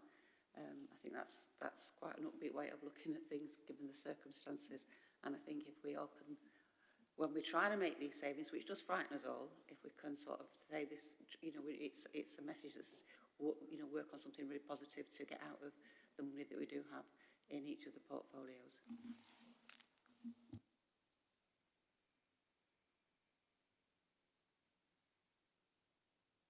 And last but not least, I think the capital monitoring appendix, if anybody's got any questions on that, my esteemed colleague, Mr. Watkinson, is sat over there. He might be able to help me out with any points of detail that come up. I wasn't going to go through any of the report, but I will. Obviously, Councillor Otton's indicated take questions that members have. Councillor Otton? Thank you, Chair. So I have a couple of questions on page 78. So the first one is item 5.7. Council housing acquisitions it says there's an overspend because we're buying 13 strategically important 4-bedroom homes at a price which is nearly double the budgeted amount. And I just query that and I understand that occasionally we do want to buy homes for use as council homes. And when it says strategically important, I guess that means we think it's worth more to us than it is to the general market. But if then we're paying double what we budgeted for, then the question is it still worth more to us than it is to the general market? Is it still a proper way to do this? That surely acquisitions should be done in an opportunity. This sort of acquisition should be done in an opportunistic spirit and not kind of let's press ahead now we've decided to do it. Is that, can this be clarified? Thanks. I'll start and then perhaps Damien can add anything that he wants to. We see demand for larger houses. It just simply increases with time. Families who we are looking to house, with larger families that we're looking to house, and that's the reason for us to be purchasing larger houses. I think the comment might potentially not be as clear as it might be. We're not paying large amounts of money for these houses, but they are more expensive than a 2-bed house. So we've bought 13 houses which happen to be 4-bed because that's the requirement that we have. The budget might have said buy 13 houses. So if that helps, and I'm getting nods from colleagues off camera, which suggests I've interpreted that correctly. Thank you. Yeah, no, that is a lot clearer, and it does make more sense. Obviously, without seeing the details of the proposal and the strategy it's part of, it's difficult to judge it further. But that makes a lot more sense than how I read it. I would still obviously hope anybody listening, if they're doing this, does it in a spirit which ensures the money is well spent. The other question I had on page 78 is that just 5.10, the Netherridge and Crooks active travel neighbourhoods, talks about an overspend, and well, I mean, they've been done, haven't they? The plans have been put in place. Why do we suddenly need to spend another 170,000 on them? I mean, it's not just the planters being knocked over and needing repairing all the time. Is it? Why? Do these schemes have ongoing expenditure requirements that can lead to overspends like this? I'll pick that up. We're in a position where we put through into the approved budgets in the system are the approved funding amounts that we have from the combined authority at the time. So where we say it's just waiting for the formal contribution, what we say is at the moment we're having time to get the funding agreements back from the combined authority so we can get them approved, signed off, and then we uplift the budgets in line with that. What's reflected in the system at the moment is I think we're at stage 2 on some of these agreements, and then there's a further stage 3, where they release further funding. So it's an overspend against what's currently approved. That's what we're forecasting to spend by the end of the year. But what we're waiting for is other agreements to come through, funding agreements to come through, when those budgets will then get uplifted to match that off. So maybe if that's not clear on there, I'd apologise for that. Yeah, no, but what puzzles me is that, from my perspective, that the schemes have been done. Okay, there were trial schemes. They might get undone and they might get built upon, but they were done, and they were done months ago. So I'm not clear what further expenditure we're anticipating at the moment. So that could be. I haven't got the year-to-date position on here at the moment. I'd have to go back and look at that. That might be that we've actually incurred that expenditure now, in advance of getting the final agreement from the combined authority. Or it could be that there is further expenditure going on. I'd have to go back and speak to colleagues in transport just to confirm exactly what's happening with those schemes, because I know there's been several issues around them getting them implemented. So I'd have to go back and just check with colleagues. But at the moment, what they say is they're overspending against that approved budget at the moment, which is awaiting an uplift further from another agreement from combined authority. But I can get you more detail on that from the team who are running it. Thank you, that would be great. I mean, I think probably my request would be for the transport committee people to look at, to ensure they want to keep spending this money, because obviously there's a political decision at some point to be made on the future of these schemes, and not just to let it carry on by default. So I don't know if we can refer that as a committee to the transport committee to have a think about. Sorry, can I just clarify? It's not additional funding on top of it's a budget variance. It's not saying there's a further 170k to spend on that. Or am I misunderstanding? It's saying the budget was 524, but there's a further 170 on top of what was budgeted originally. So the budget for this year is 524k, and they're forecasting to spend 170k more than that at the moment. But that is just a funding agreement we're waiting for.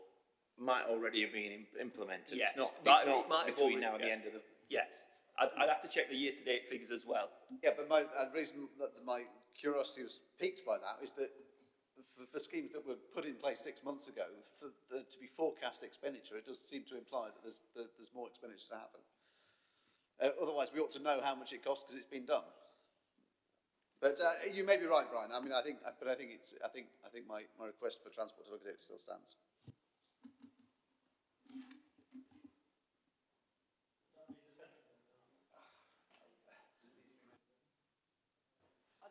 I think that's something that you can certainly pick up with transport officers. My read of this is it's a timing issue of the work having been done.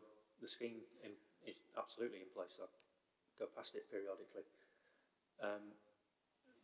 But the final bit of paperwork between us and the MCA is not yet complete, and the funding hasn't yet transferred, and that's the variance you see.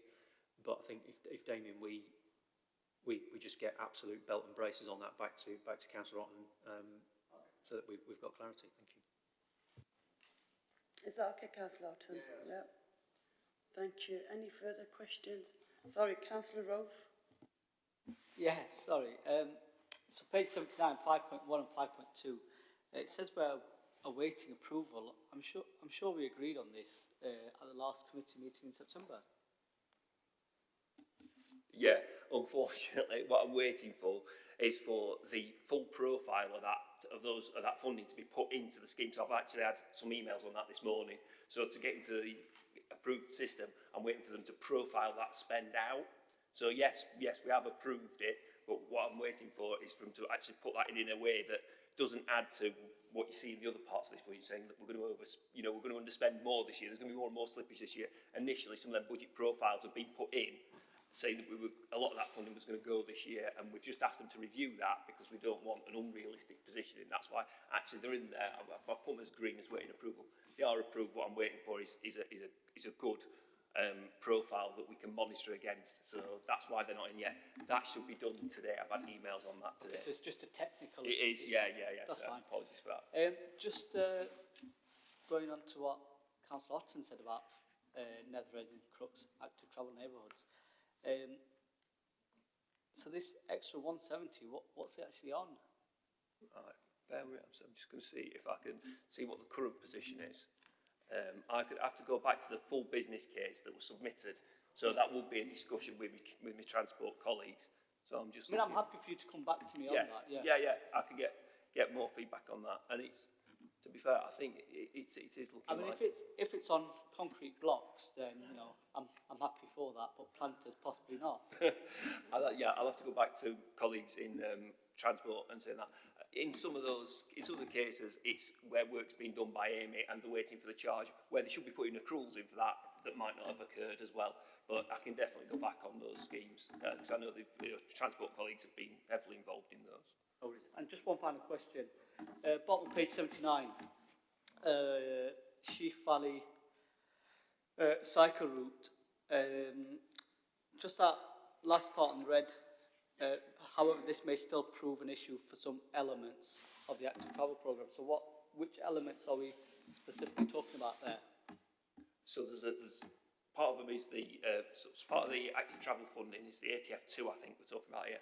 There's the City Centre Bike Hub, there's the active travel neighbourhoods, and there's the Sheaf Valley bike route.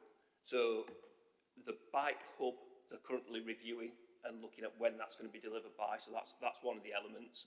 And the other is the Sheaf Valley cycle route itself. So again, I've got my colleagues in transport, or I'm in dialogue with, keep saying, when are we going to be, finalising these? Because at the moment we've got agreement with the city region up until the end of March. I need to be knowing that these are going to complete, but they're still in dialogue with them as to when they're actually going to finish. So that's why I'm just saying at the moment there are still some elements of that where they're saying to me, oh, we're not quite sure yet when this is going to complete, and we're still in negotiation with the MCA. So I just wanted to flag that up. Do you know when we may have a concrete answer on that? I don't know, but I will, again, these all sit within transport area that I am having these discussions with them regularly on the funding we get from the MCA and the timing of it and when we've got to have spent it by, and making sure that the actual capital delivery aligns with that. So yeah, I'll definitely I'm speaking to them on that regularly because I need to know that we're going to be able to draw those funds down. Appreciate the response, thank you. Thank you, Councillor Elliott. Thank you. It was just on 5.1 and 5.2 actually. So, but right, and quick question for you whilst you're here before we go on to the next item, which is more general rather than regarding this appendix. The banking services contract that the council had with Barclays, which expired at the end of September, has the open tender process been conducted for a new bank? Yes, it has. Do you know what the Yeah, results are? the contract was out of tender earlier in the year and concluded in the, it has been re-awarded to Barclays under open tender, so it will be going forward probably this month for transfer, so it has happened. So re-awarded to Barclays, and what sort of term contractually? I'm not sure exactly, but I can get back to you with the details. Thanks. Thank you. Councillor Levery. Thank you, Damien. This is a general question about housing and major projects like roof repair programmes, which are slipping. The 5-year programmes. Do you have any data from repair and maintenance who are currently overspending their budgets about what level of repairs are being carried out for things like guttering, roofs, things like that, to inform your programme and where you should start, so you get the worst done first, if you see what I mean, over the 5-year programme? Thank you. That work could be done by asset management team in housing, so they bring their business cases through the capital approvals process, having done that work. So if you like, that's not something that my team see. We just take forward the business cases that are brought forward after the asset management team have done their work and their assessment on what needs to be done next.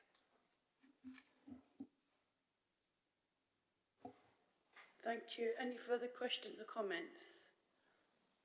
No? Thank you. Okay, so this report does contain recommendations for approval. Are we all agreed? Thank you. That's agreed by all committee members. Moving on to item 9, capital approvals for month 6, page 81 of the agenda. Over to you, Damien. Hiya. So what we've got here is the usual report that I bring each month. It's got a couple of additional appendices. The first of which I think Appendix 2. We talked about some slippage in the system. So what I've here is summarised budgets that need reprofiling. There's no changes to the other elements of the scheme or in terms of cost. It is just a series of reprofiles. I've also brought a separate appendix on Heart of the City 2 development. So that's very much a similar appendix in that it's largely, again, a reprofiling of the budget. However, this one does include an increase overall to that budget of around £1.8 million. But again, what I've tried to do there is summarise the whole of this scheme as it is at the moment, why it's slipping and why there are certain budget variations that result in this overall 1.8 million increase.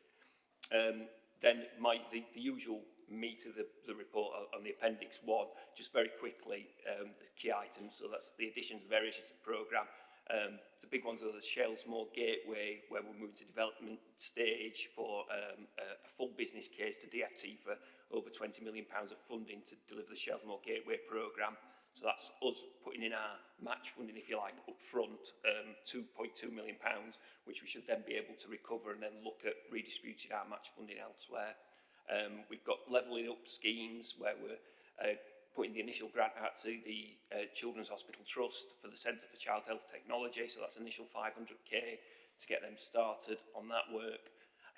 Also work at Delphi Square on the properties there that we're looking to incorporate into the Atcliffe Levelling Up Fund.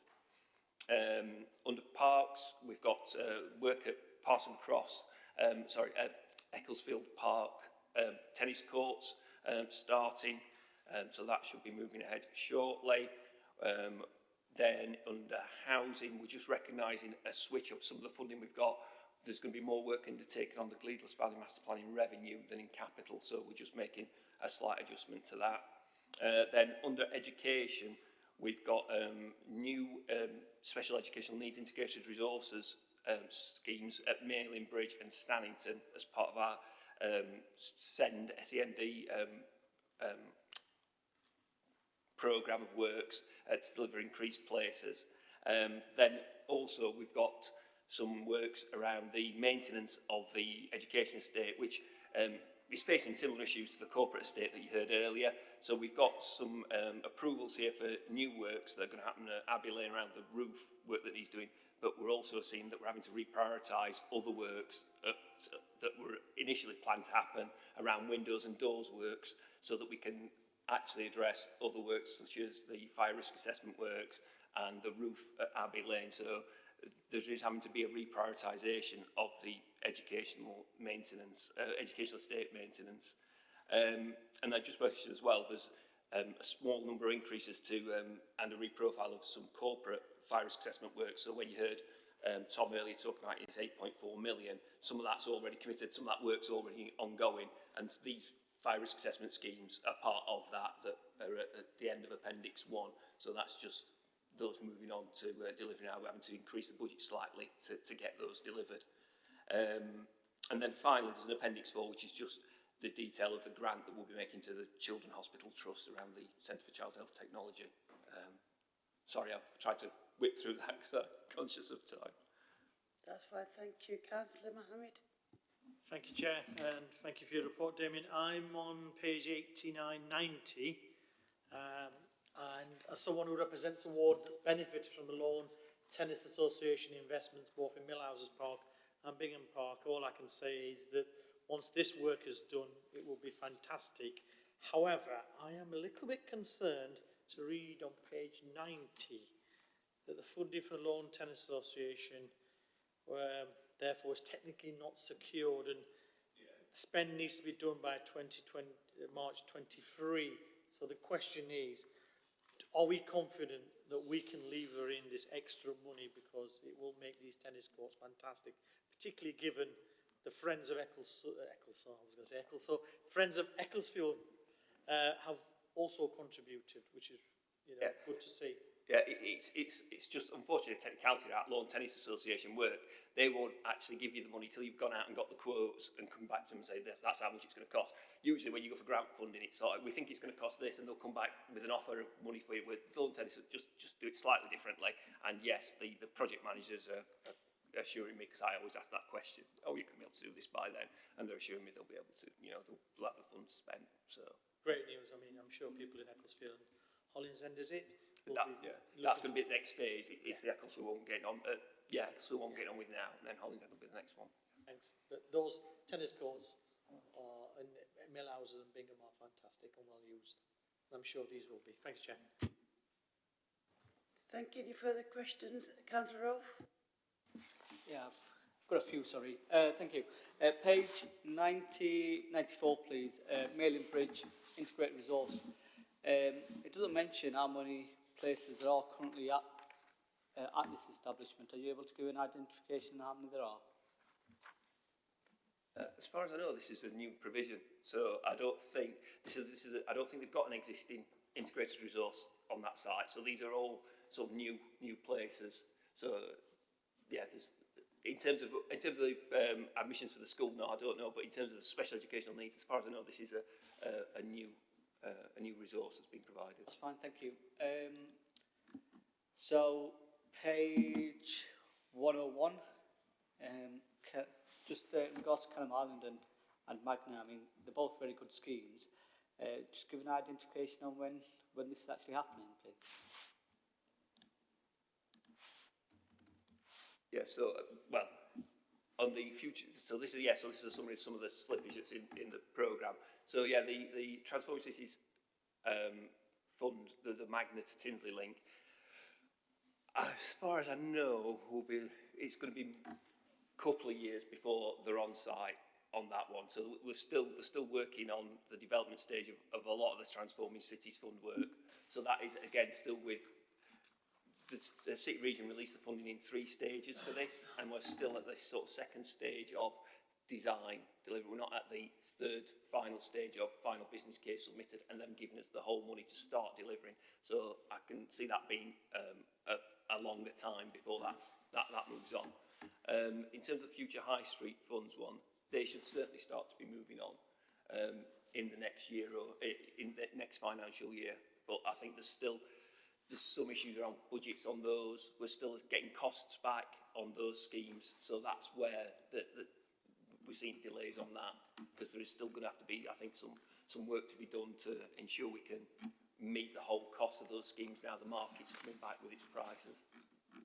All right, no problem, thank you. I note there's seems to be considerable slippage on some of the projects that are obviously going to cause financial pressure. My constituents would be very eager to know, how does council budget for slippage and delays? Do they build in contingency funding that can mitigate to some extent, and if not, why not? So I think overall on a capital scheme, largely when you go out to tender on that scheme and you get your price back, that's the price you're working to.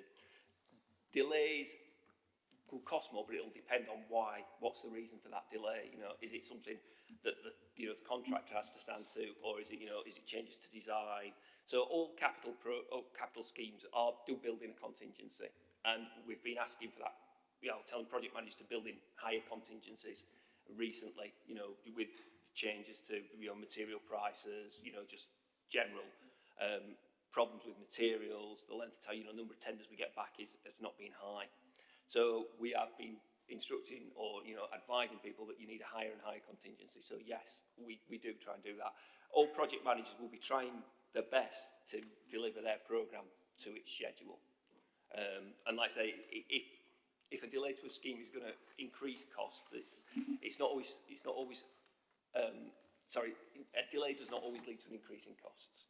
But if it does, then yes, we're having to seek it. That's why your contingency is there, firstly, and then it's about value engineering and working on those schemes.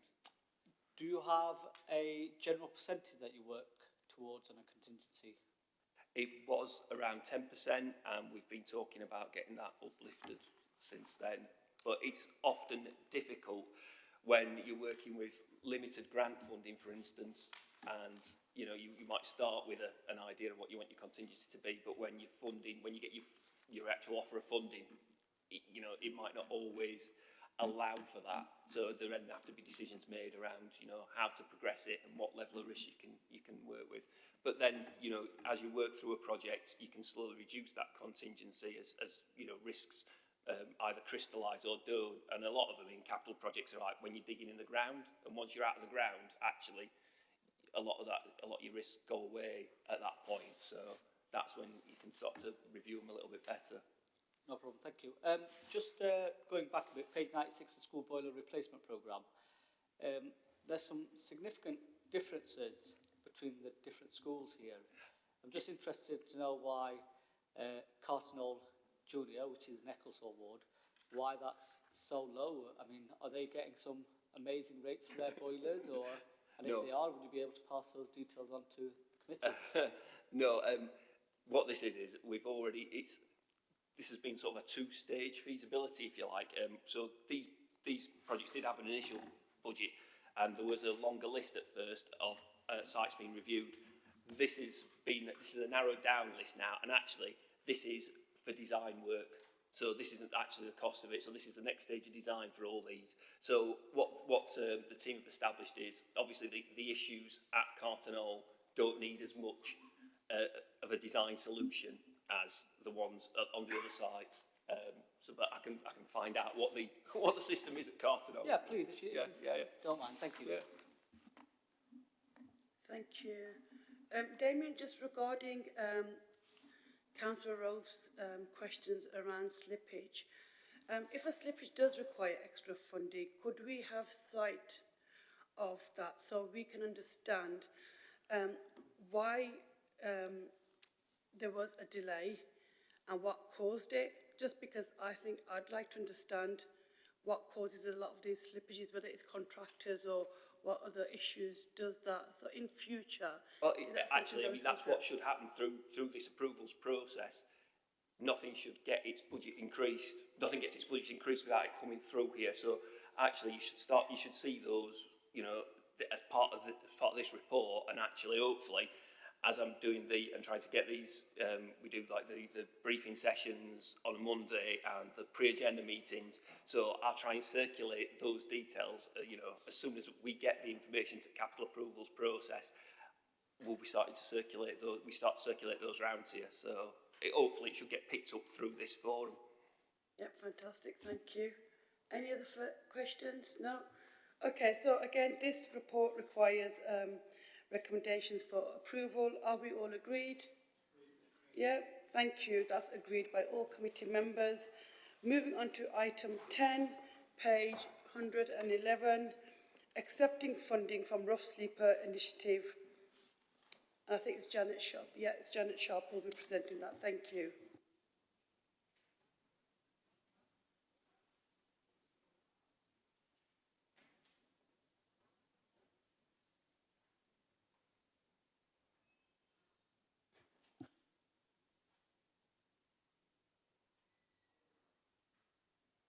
Good afternoon.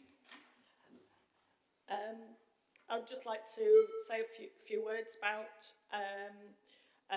the Rough Sleeper Initiative Programme 5. As you're all aware, is that we apply for considerable amounts of funding from the government to be able to bring forward additional services to prevent rough sleeping and to prevent homelessness in the city. And this is the latest programme. What is different about this programme this year is that we have been awarded £4.2 million for a 3-year period, and normally they are annual programmes. So that is really good news that we're able to put in place longer term plan. The report includes details of what that funding is for, and the actual detail in terms of the plan and the proposals is overseen by the Housing Policy Committee.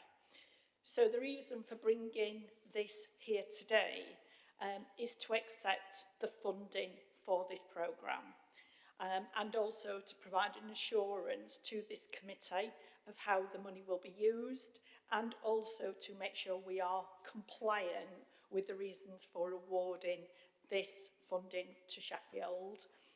This is good news because it enables us to put in place a comprehensive programme of support for preventing homelessness, but also particularly our rough sleepers in the city, and those facing are extremely vulnerable to becoming rough sleeping in the city, and again to put those arrangements in place for the next 3 years. So good news for the city, lots of joint multi-agency work that's taking place to both present this bid to government and also that will be delivered as part of this programme to ensure we're working in a very strategic way, we're joining the dots up, and actually we're putting in that multi-agency support for our rough sleepers. Happy to pick up any questions. Thank you. Any questions or comments? No? Are we happy to accept the recommendations for approval? Yep. Okay, thank you. That's agreed by all committee members. Thank you, Jenna. Thank you. Moving on to item 12. Yes, and this is our rough sleeper accommodation programme. And this is, you know, something that we're incredibly proud of in securing funding from the government and working with other registered providers in the city to bring forward specialist rough sleeper accommodation for the city.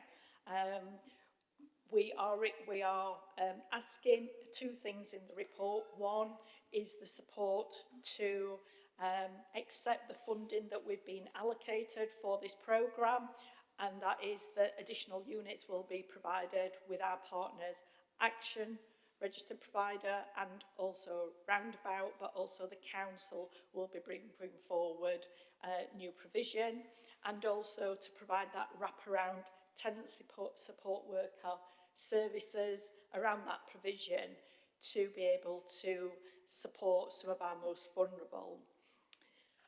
It's a mixture of capital and revenue funding, which is good news because it enables us to look at that support alongside that new accommodation bringing forward. And the report is also asking Sheffield City Council to be the accountable body. So we have an oversight and make sure we are compliant with the conditions of which have been awarded that funding, but also we can make sure that we are delivering the programme as set out. The requirement to be able to spend that money was set out clearly in the guidance before we bid for that money. But I feel confident that we've got a good relationship with our two registered providers and ourselves. There's good delivery plans in place, and we should be able to manage this programme and make sure we deliver that vital new homes that are needed for our rough sleepers in the city. Thank you, Janet. Any questions or comments? Councillor Lee. Does this fall under supported housing services, the revenue side of this? Is that? It will provide specialist tenant support workers. It will do, and as you know, we fund a considerable amount of. We secure external funding to support some of our main statutory services now. So this is why these bids are vital, because it enables us not only to be bringing forward that accommodation, but also to make sure we've got wraparound support in places to enable people and help people to be able to live independently. I'm just thinking about the money we lost many years back because in our supported living services, we had to, cut money year on year on year. I think it was about 23 million to start with, if not more than that, and went down to something like 11 million at one point. But yes, certainly. I mean, due to obviously many years of austerity, I think we've reduced the overall homeless services by around about 60%. So we're very reliant on funding bids like this to be able to deliver those statutory services. And we've had to redesign how we prioritise those services year on year. Also, obviously, there has been a steady reduction in commissioning budgets as well for supported living. So this is why these bids are so important, because it's making sure we've got the right level of provision in place, but also the right level of preventative support in place to reduce, obviously, any rough sleeping in the city to its lowest possible number. Well, that's really good that we've got this, given what we've lost, and you've worked hard, I've no doubt, to get this grant. You don't just get the grants because the government wants to dole it out. You get it because you've worked hard. Yeah. Councillor Mohammed. I just want to follow up Councillor Lee's comments and just want to say well done and thank you to your team for ensuring that you've secured this grant through your work. And clearly, look, we all get people commenting about what they see around the city centre in particular, and some of the people that are out there needing help and support. And I just hope we can advertise this as wide as possible. But thank you for ensuring that we've got some money to help dealing with, some real, really difficult issues. We've all been approached by people who are either at risk of being homeless or are homeless and needing help and support. And it's a lot more complex than most people think. But I just want to say thank you to your team and please pass it on. Yeah, thank you, will do. And I think it's very much, obviously, the team work incredibly hard, but also incredibly hard with our trusted partners in the city as well, who work really closely with the council to deliver on some of these services. Thank you. Thank you. I'd also like to echo Councillor Mohammed's comments. Just like to say well done on securing this funding and thank the team on our behalf. Thank you very much. The report contains recommendations for approval. Are we all agreed? Yeah, thank you. That's agreed by all committee members. Moving on to item 12, refugee resettlements funding, page 129 of the agenda, and it's Janet Sharp again presenting. Thank you. So we manage a whole range of refugee government funded programmes and have done for many years. So we manage our UK resettlement programme, and then last year we also responded positively to the government's request to support Afghans you know, who had come into the city to support them to help and settle those, particularly those obviously fleeing a really difficult place. So we've got a track record in supporting all refugee groups in the city, and also receive government funding, obviously, for the support and the work that takes place as to support our refugees, both in terms of wraparound support, provision of accommodation, and also connecting with a huge infrastructure that we've got in place in our communities to help and support our refugees. So what the report that I'd like to present today gives some background information in terms of how the city supports our refugees, but also the approval for receiving the funding for this work.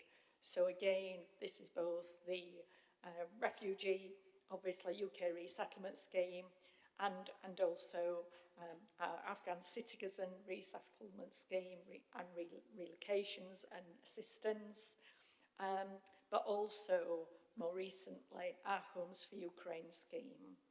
So this is where we have received a funding allocation to provide the support for those arriving in the city, fleeing the war in Ukraine, and to put in place emergency support for any families arriving in the city from Ukraine through the Homes for Ukraine scheme. There is also a Ukraine family scheme, and that's where family from the Ukraine are connecting back with family in the UK, of which obviously provide support when they are known to us. So given the situation that many people found themselves to be in during February and March 2021, we needed to step up services really very quickly, which have been done. And we treated this like an incident, like a major incident. So we will pull together all the statutory agencies, the services within the council, and also with our existing infrastructure in the city to make sure we were providing that clear support individuals and to helping people settle. And there are details in the report of, what was put in place. So this report sets out clearly the funding that the capital receive, of how that is being used in terms of supporting our Ukraine refugees, but also is recommending the support of both our Ukraine community group, the Association of Ukrainian Great Britain group, who are doing some incredible work in the city to support new arrivals alongside the council. The work that we are commissioning through Refugee Council for that very much additional support, that our new arrivals need. And also we have an existing partnership with Spring, and they have been able to increase capacity in their services to support our new arrivals as well. So the report brings together our refugee programmes, that's hopefully clearly set out in the report, and also confirms how this money will be used to support refugees in the city.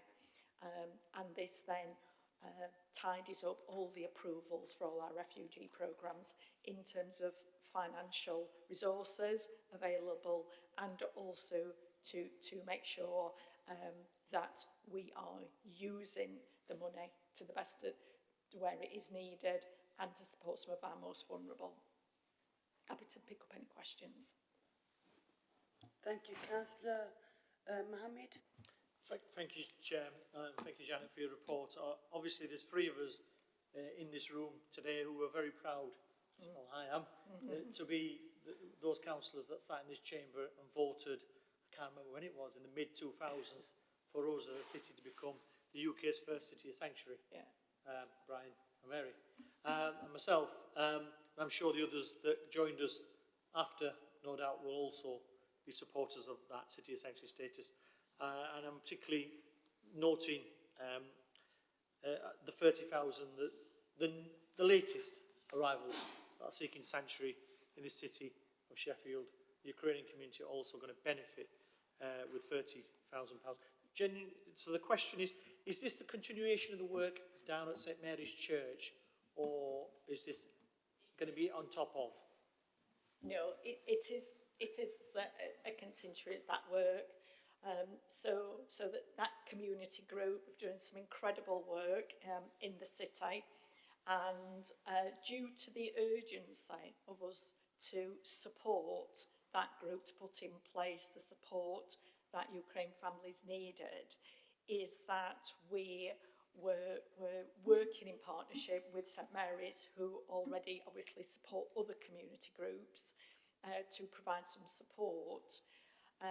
Now they have constituted themselves in terms of a formal community group, and also they feel confident now to move forward and manage their own affairs like many other community groups in this city. And I think that's great news. And what this does is put in place to make sure that we enter into a grant agreement with that community group, and they are able to deliver the service that they feel that our new arrivals need from a community group perspective. Thank you. I mean, just to say that also welcome the funding for the Refugee Council in Springs, and I know my good close friend, politically not aligned, Jim Stanky, will be absolutely cheering, even though he's not sat in this chamber anymore, about the work he's done over many years around his work with Northern Refugee, and the fact that he always lobbies us to make sure that, despite what's written in the press nationally, that we continue to support people seeking sanctuary, because it tells us what sort of city we are. When people fall on hard times, we are the ones that open up our arms. And, you know, whether you're from Afghanistan, Syria or now Ukraine, you know, it's fantastic to see the City Council's taking the lead. Thank you. One of the things that was important is to not create something completely new.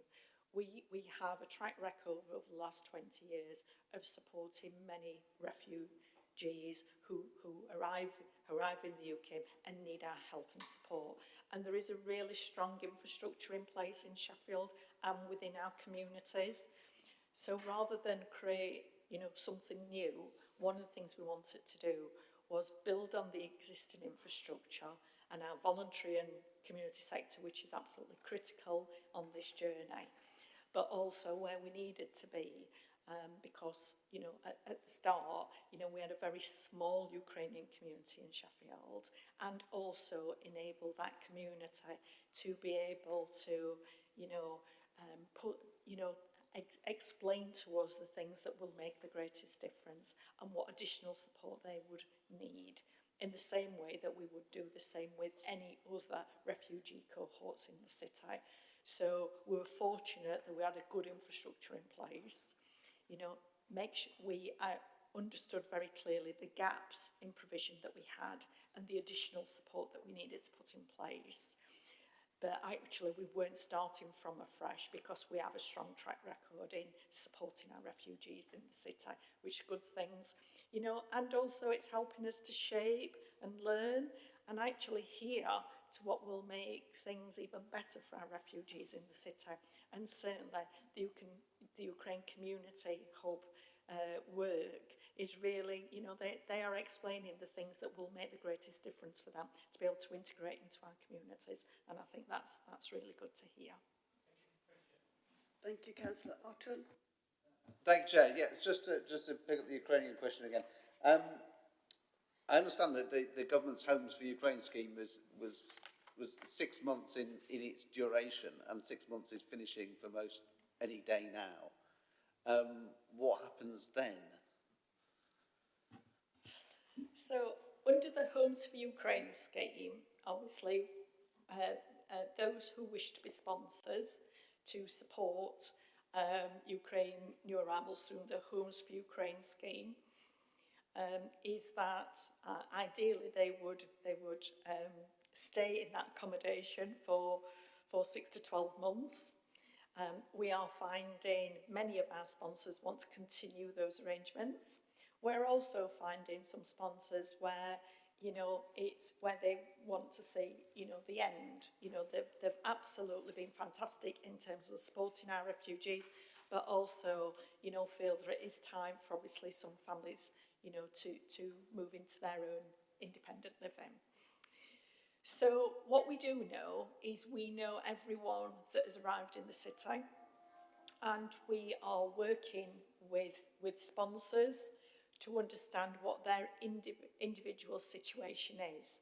So some we will be able to support to continue for our new arrivals to remain with those families or in self-contained accommodation, and those who may want to change their relationship but still provide support for new arrivals, and also some hosts, you know, who feel that, you know, it's probably time for those families to be living and be able to start their new life in Sheffield as well.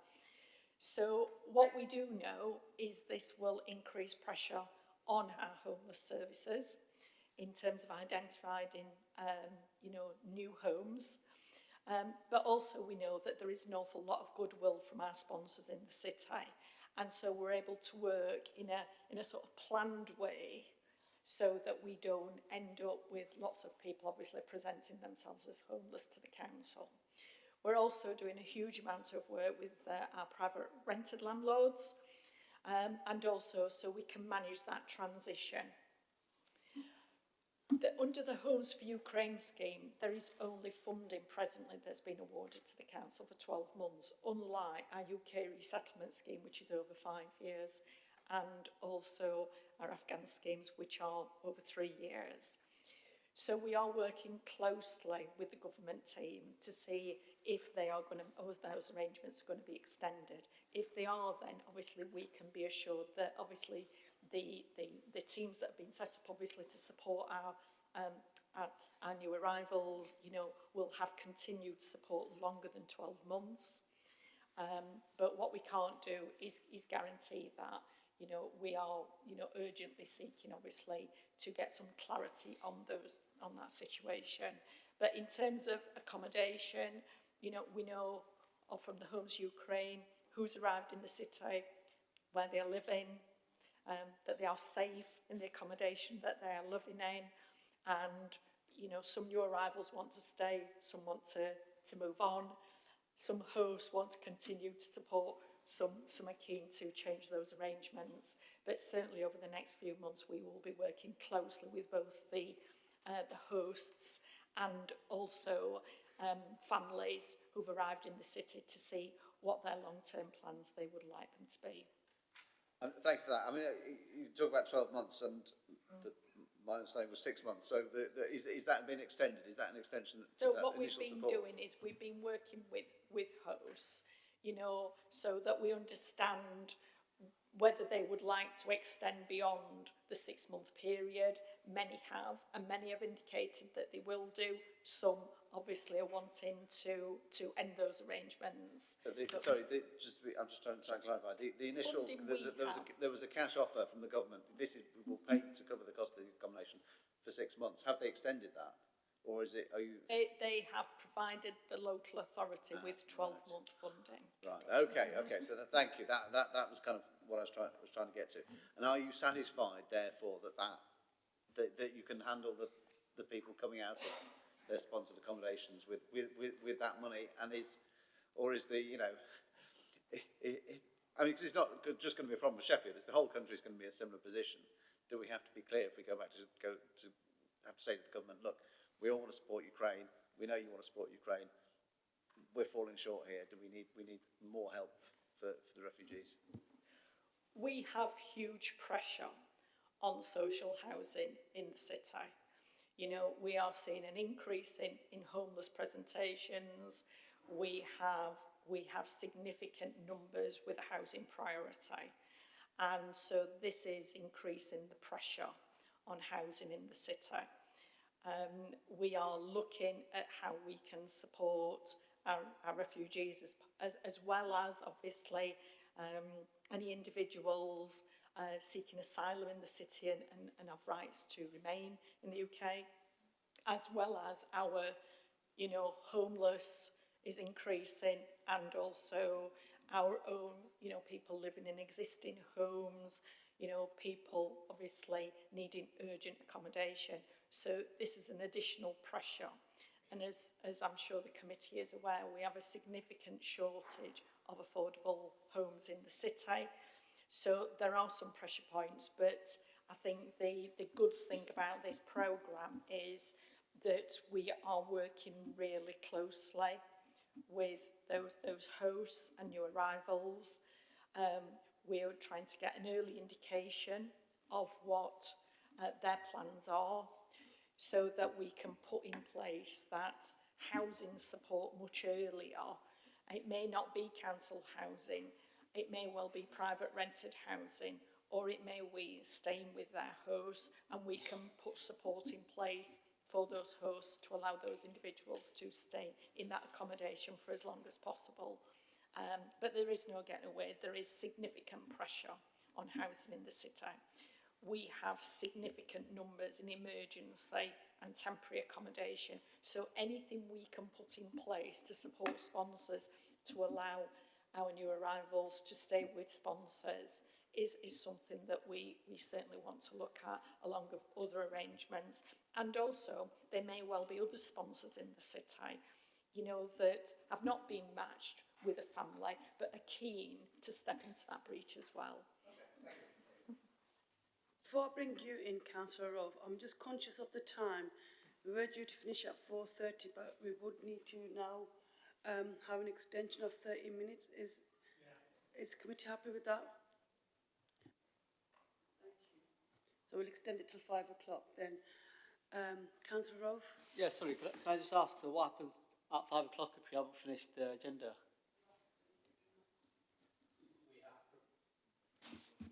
We have provision to extend on one further occasion for another 30-minute period as well.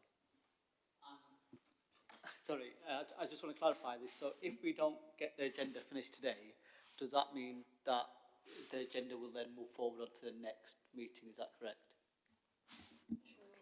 You can then vote on the matters without discussion that are still on the agenda that are outstanding. Thank you. Sorry, Janet, thank you for your report. It's great that we're supporting refugees. I'm just want to clarify some figures here.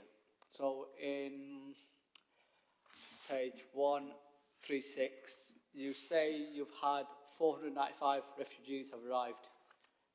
Yet the table below shows 497, so that's £21,000 missing somewhere. Are you able to just clarify what's going on there, please?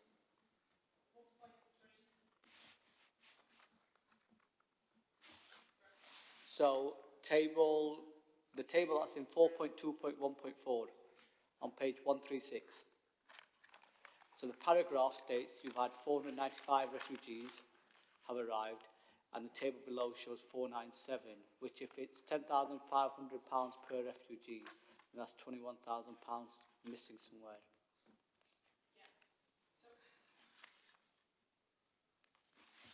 So there's a timing issue on this. So presently we have got 495, where a data return was required.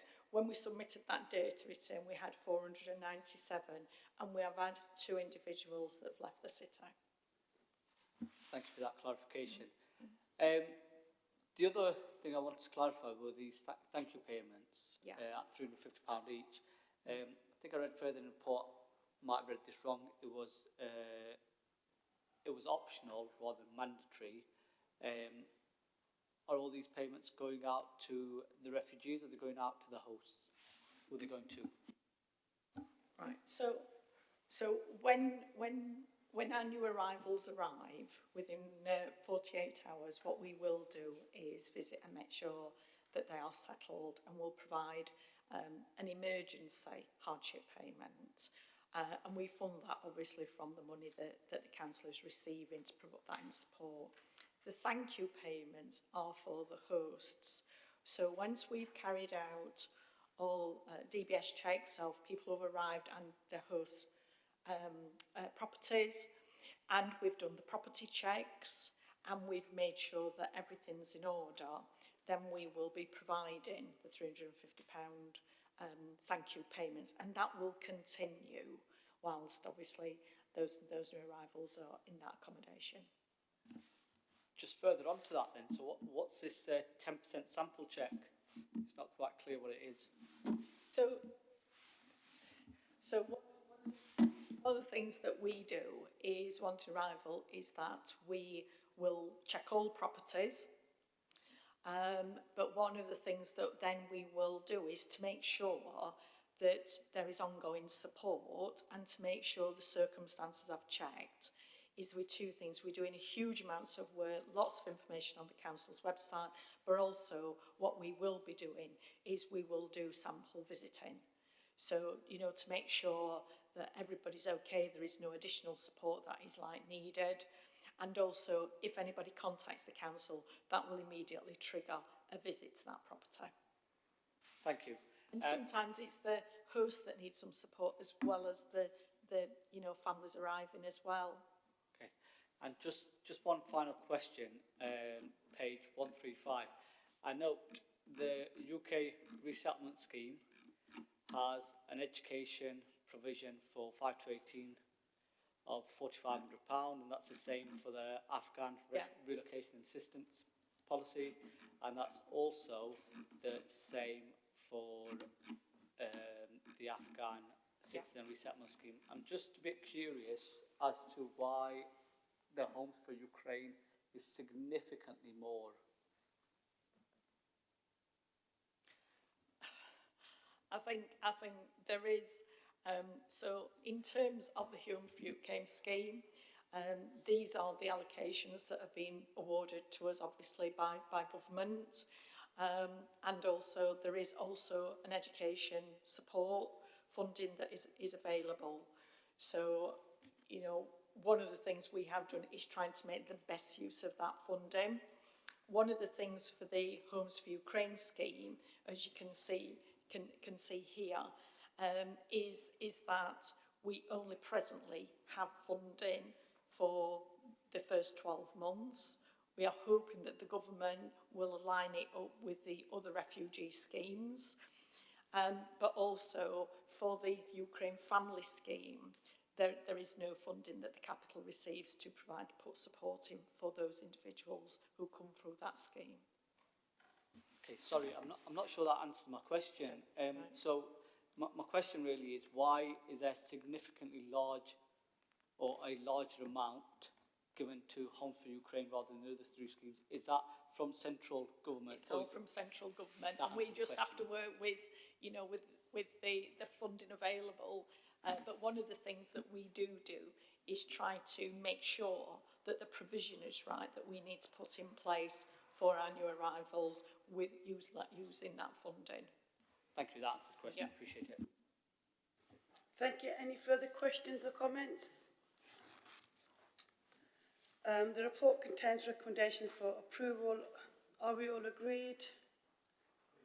Thank you. That's agreed by all committee members. Moving on to item 13. Thank you, Jana. Moving on to item 13, page 141, Sheffield Dockfest, and that will be presented by Emma France. Thank you. I've not used this before, is that okay? Yeah. Hi, good afternoon. So this is to do with one of our city's major events, so Sheffield Dockfest, otherwise known as the International Documentary Festival. It takes place every June for 10 days and has been in Sheffield for 29 years. It'll be the 30th year next year. We are seeking approval to extend the grant funding that Sheffield City Council awards to Dockfest. A 3-year grant agreement has come to the end after the 2022 event, and we're looking to extend this for a period of 1 year whilst we work with the recently appointed new senior board at Dockfest. There's a new MD in position and some other positions that are due to be filled in the next few weeks, so that we can look at a longer term agreement from the 2024 event and beyond. The amount that we're looking at is the same amount as last year, which is £100,000, and it's part of a bigger funding package that Dockfest get from lots of different sources. In 2022, The festival delivered an economic impact of around 1.4 million to the city. It has survived well post-COVID. As you know, that obviously a lot of major events have struggled. And in 2022, it brought just over 2,000 international delegates to the city from 69 countries, which is no mean feat given the kind of constraints on international travel. And more importantly, at the moment, it supports hospitality businesses and hotels in the city quite significantly. And we all know that those businesses are needing as much support as possible from people coming from outside of the city to spend their money in the city. The grants met and budgeted for within the Sheffield City Council Strategic Major Events budget, which funds a number of events across the year. So that our report seeks approval for that 1-year extension. Thank you, Councillor Mohammed. Just to say thank you for your report, and yeah, absolutely, we should support Dogfest. I mean, I had the pleasure of, before COVID, going to a really unique event where a documentary maker had followed General Pervez Musharraf from Pakistan, the army chief, and I had the pleasure of welcoming that documentary maker. But more importantly, that documentary was then featured on TV and was widely seen, and it was first premiered in Sheffield. So that, you know, please, let's sell ourselves more. You know, the fact that you talked about 1.4 million in return, but actually in the report itself, it also talks about £7 million worth of business that's done. So definitely this is something that really adds to the city, and I'm sure today we'll be all voting for this, and surely we should be looking at extending it again. Yeah, I think they had 117 premieres, world and national premieres in 2022. So all obviously looking towards Sheffield. So reputationally, internationally, from a PR perspective, it's also incredibly important, and throughout the year, not just in June. Thank you. Thank you, Councillor Lee. Yeah, I just want to echo what Councillor Mohammed said, really. You know, this is, as it says in the report, a world-leading and UK Premier Documentaries Festival. The fact that they've been coming back to Sheffield for 29 years, did you say now? 30 years. I think that is remarkable that they see Sheffield as their home, and I think that's down to the work we've done with them over those many years. And although it might seem quite niche to some folk in the city, you know, it is absolutely for the industry and for the city. You know, it puts our city on the map in terms of what that industry does and where that industry wants to go. And so, you know, well done, and let's continue for another 30 years if we can. That'd be great. Thank you, Councillor Lodge. Yeah, I'd just welcome this as well, looking through. I think the return that comes through is fantastic, and we should welcome it. And as Councillor Lee just said there, it's perhaps not as widely known across the city as some of the other events that take place, but reputationally and for the business that's conducted at that is phenomenal, really. It's just a quick question, if I can. 1.4, it says the funding is budgeted within the strategic major events for 22-23. Yeah, so it's not. So so 1.4 million. Years. Yeah, so no. So it'd be it's the 22-23 budget. So we would be paying them from the 1st of April, but it's not 1.4 million. That's the economic impact. It's Sorry. No, so I just understand. So it's paid from April next year. So it's from 23-24 budget. 23-24. From April, yeah.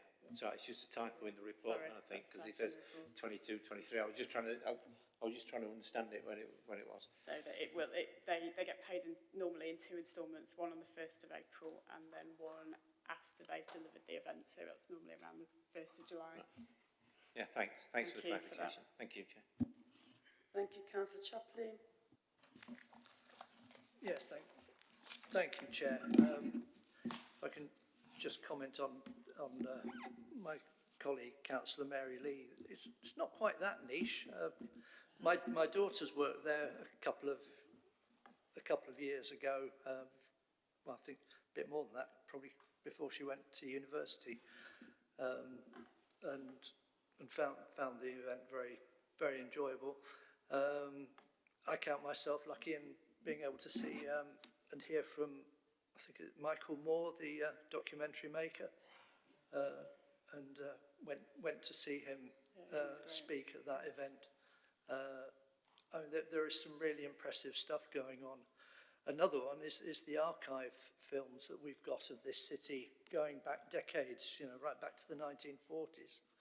And they put on an event about that. There's an enormous variety of stuff and highly informative. I do have a concern. Page 143, point 14, I suppose picking up on Councillor Lodge's comment, we are having to reduce the funding by a third. And I do have a worry that might jeopardise the ability of DocFest to stay within Sheffield and continue year on year unless they have other sources of funding that they can tap into. This is a continuation of the same amount as they had for the 2022 event, where it was already reduced for the 2022 event, and we've done that in consultation with them as well, given the pressures on the Strategic Major Events Fund. So at the moment they feel comfortable with that. They do have funding from lots of other kind of sources. One of their main funders is the BFI, the British Film Institute. So this is a kind of a one-year agreement where we can then open discussions with them to see going forward, kind of like, you know, it's much better if we can do this over a longer period. It just so happens that they find themselves in quite a period of change. So it felt that it was the right approach, and then we'll look to go 2024 and beyond when they've got their new senior board in place, and they can kind of have a look at their funding streams, because obviously everything's getting harder for people who are delivering major events, including the cost of actually delivering an event. So, you know, they are also looking at kind of how, you know, how they maintain their viability going forward. But it is something where, you know, we are very, very, very conscious of. And there is pressure more generally on the events budget and how Sheffield City Council supports events more generally. So it's all wrapped up into those discussions as well. Thank you, Councillor Elliott. Did you put your hand up earlier? I did. It was pretty much the same question that I was just going to say that, you know, bearing in mind the huge benefits that DocFest brings to the city, it's a shame the grant funding is actually reducing. And I was just going to ask if that's going to have a negative impact on their programme of events, really. So it didn't in 2022. So we would hope that it wouldn't in 2023. And like I say, it's not something that we've worked with them. We've got a really great relationship with them, and we work with them regularly to make sure that they're okay. And we support them in many other ways in terms of marketing, and so we give them a lot of in-kind support as well. It's probably worth saying that kind of the reduction enabled us to use a small amount of that funding to bring in another event as well. So it's all about kind of how you look at the whole events programme that the city supports, because whilst in some ways they are niche, but all events are kind of niche, aren't they, in terms of their audience. But it's really important that the city has a really broad programme, I think, of events that supports the economy and the businesses year round. So we've done this in consultation with DocFest, and we will continue to do that. And the position may change going forward, and we may need to reevaluate it. But for this 1 year period, we feel that this is good, and they're in agreement. Thank you. There's no further questions or comments, so we need to vote on the recommendations for approval. Are we all agreed? Yeah, thank you. That's been agreed by all committee members. Thank you. Thank you, Emma. Going on to the next item now, item 14, page 147, Fargate and High Street, Future High Streets Fund, and it's going to be presented by Matt Heyman. Thank you. Thank you, Chair. This report is a report on the Future High Streets Fund and the front door scheme intervention under that programme. Just in terms of background, back in, I think, late 2020, the government announced that Sheffield, Fargate and High Street was to be awarded £15.8 million worth of funding from the Future High Street Fund. That was on the understanding that the council committed to £5 million match funding. So total public sector investment of £20.8 million. In terms of timescales, the Future High Street Fund money needs to be spent by the 31st of March 2024. So it is a tight programme, as is the same with Levelling Up Fund and other programmes recently from government. So in terms of what the Future High Street Fund is about, there's three key interventions. The first being the acquisition of a building on Fargate, and the council acquired 20 to 26 Fargate, the former Clinton Cards, opposite Marks and Spencer's back in October last year. That is to be redesigned and refurbished for Event Central. So a cultural hub on Fargate, music venue, semi-public space on the ground, first floor mezzanine, cafe, juice bar, etc. And on the upper floors it's flexible co-working space, and we're out to the market currently for an operator or a management proposal for that building. The second intervention is the enhancement of the public realm, and that is on Fargate and High Street. So we've appointed a civils contractor, CISC, and we're awaiting the final prices on the detailed design for that element. In terms of the front door scheme, that's the final intervention, and this is a £5.1 million scheme to work with private landowners to bring forward uses for particularly the vacant upper floors. There's a plethora of vacancy on those upper floors where landlords have historically gained all the value from the ground floor in terms of primary retail. Things have changed. So this scheme was to work with them to bring forward new uses for those vacant spaces. And back in, I think, August last year, this scheme was added to the Council's capital programme. And as part of that paper, there was a list of potential interventions or properties and an allocation, a rough allocation of funding. The first grant under that scheme was made to the Medical Research Council for 33 to 35 Fargate, so the former Topshop unit. Now home to Superdrug on half of that ground floor, but the other half of that ground floor is now a dedicated foyer to the upper floors. So they've actually finished those refurbishment works and they're marketing the site as co-working. So bringing forward around, well, it's over 20,000 square foot of new commercial space. The second grant, a smaller one, we've just allocated 300,000 to the Renew Sheffield project. So that's recognising that there is vacancy. And actually there is pent-up demand for help with the capital works, the fit-out costs on those vacant units for start-up and the small businesses. So that programme's underway as well. In terms of what we're seeking as part of this report, there are two grant awards proposed for Orchard Square Limited. The first being a grant of 650,000 towards enhancements to their open space. And this includes canopies, so they can fulfil a programme of outdoor events throughout the year, which they've been hampered with the British weather to date. And there's a further award of £340,000 to Orchard Square Limited to bring forward new residential uses on the upper floors of a currently vacant building.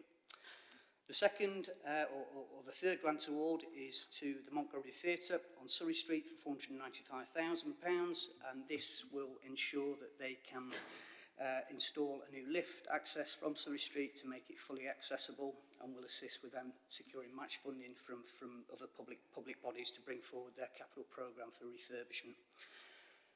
The grants will be awarded via funding agreements, the terms of which are included in this report. And again, one of the conditions is that funding is expended by March 24. All of the projects will contribute to the aspirations or the target outputs for the Future High Street Fund project, which has been agreed by government. So we're looking to obviously increase visitor numbers to the city centre by 110,000 roughly, create 505 jobs. I think 70 new homes across all the interventions and around 70,000 square foot of commercial space, obviously creating jobs, etc. So, okay. Any questions? Thank you. Yeah, Councillor Otten. Thanks for this. Yeah, I've got questions on two of the proposed grants. I mean, so firstly, I suppose the residential elements of the Orchard Square thing.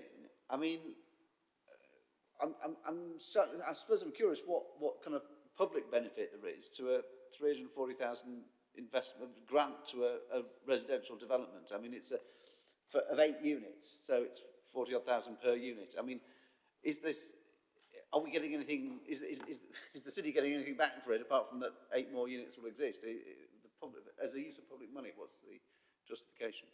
Well, yeah, the justification is in terms of vibrancy. So in terms of the wider business case, we targeted 70 new units, so this contributes to achieving that target. Footfall, vibrancy, filling those vacant floors currently just aren't used. And we obviously got ambitious targets in terms of delivering new homes in the city centre. So not great numbers, I know. They were asked to prepare and submit a viability appraisal. We've done our own viability appraisals, and this is where this figure 340,000 has come from. The advice is that's still value for money in terms of getting those units, because the landowner has indicated they wouldn't do that development otherwise. I mean, yes, I mean, obviously I welcome building homes and building, many thousand more people living in the city centre now than used to, largely through commercial developments. It's just, it raises the eyebrows that we feel we need to subsidise 8 more units with £250,000. It does, I appreciate it wouldn't happen otherwise, but is this really the best use of £250,000 of public money? But, I guess I've made the point. Please consider whether it really is a good use of public money. The second question, I suppose it is the, actually no, sorry. The second question is not one of these 3 proposed grants, but on the Event Central thing, obviously I support that. I think the Event Central is a great scheme. Am I right in thinking that the work site for the Event Central is what the container park has, the controversial container park has to move for the benefit of, and that slippage on the events thing may leave the container park in sight perhaps a little bit longer? And I mean, is the city aware, I suppose, that when the container park goes, that some people like and some people find a complete eyesore, there'll be something in there that everybody can agree is a complete eyesore, because it'll be a work site for the Event Central. And can that not go somewhere else, like using some of the empty space on Fargate? In terms of where we're at with programme for the public realm works, yeah, I think it's probably safe to say that the contractor CISC will need that top end of Fargate as a compound. There's no other way of doing it. So yeah, we have to communicate that to the public. We are looking at alternative sites for the containers, and hopefully there'll be some update on that shortly. Thank you. I think you might have avoided some of my points there, for reasons I understand. What do we have a date for that? Because I think this is the big question people are asking. A date for the relocation of the containers? Relocation of the containers, and I guess the start of work on the event space. Well, in terms of the public realm works, I think it's safe to say March time next year, so the public realm works. In terms of the relocation of the containers, I'd hope it would be seamless. I'm not leading on that project, but we have facilitated some conversations for Ben Brailsford and colleagues to discuss with landowners for those alternative locations. So, yeah, without trying to avoid the question, hopefully I've given you a bit more.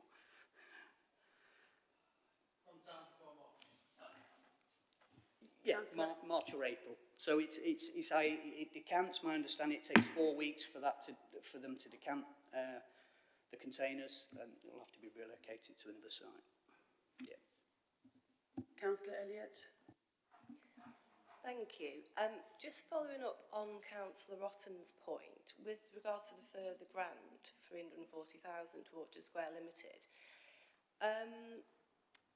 I'm not sure, bearing in mind what you said in terms of value for money, that you've really given enough justification for the council, funding a private property company for 8 residential apartments.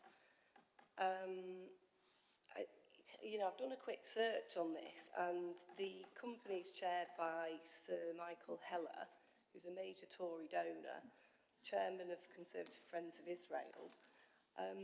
Is this an ethical way for the council to be spending money? I think, considering the challenging position we're in, we really should be. I don't know whether we should maybe have a conversation about this.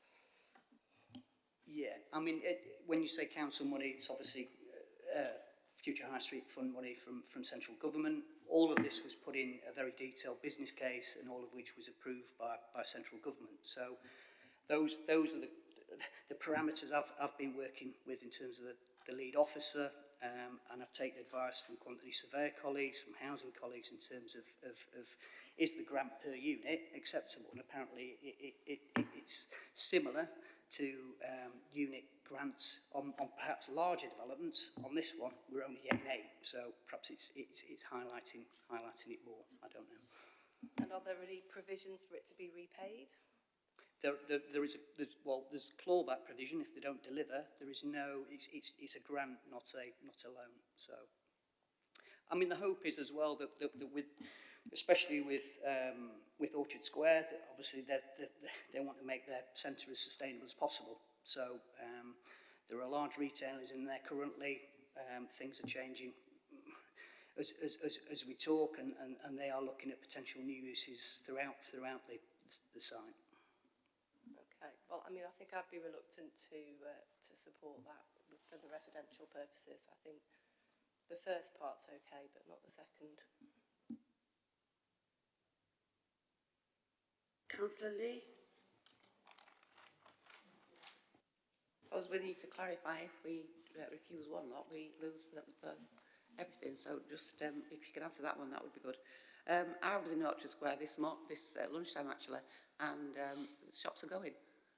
In Orchard, there was a Clark shoe shop that's just gone, disappeared, and I just think, well, you know, it's although it's in the centre of the Fargate almost, it's still a bit out of the way, and I don't think as many people would go in there as we could, but you know, if it was marketed properly, and so I hope this package will do something towards that.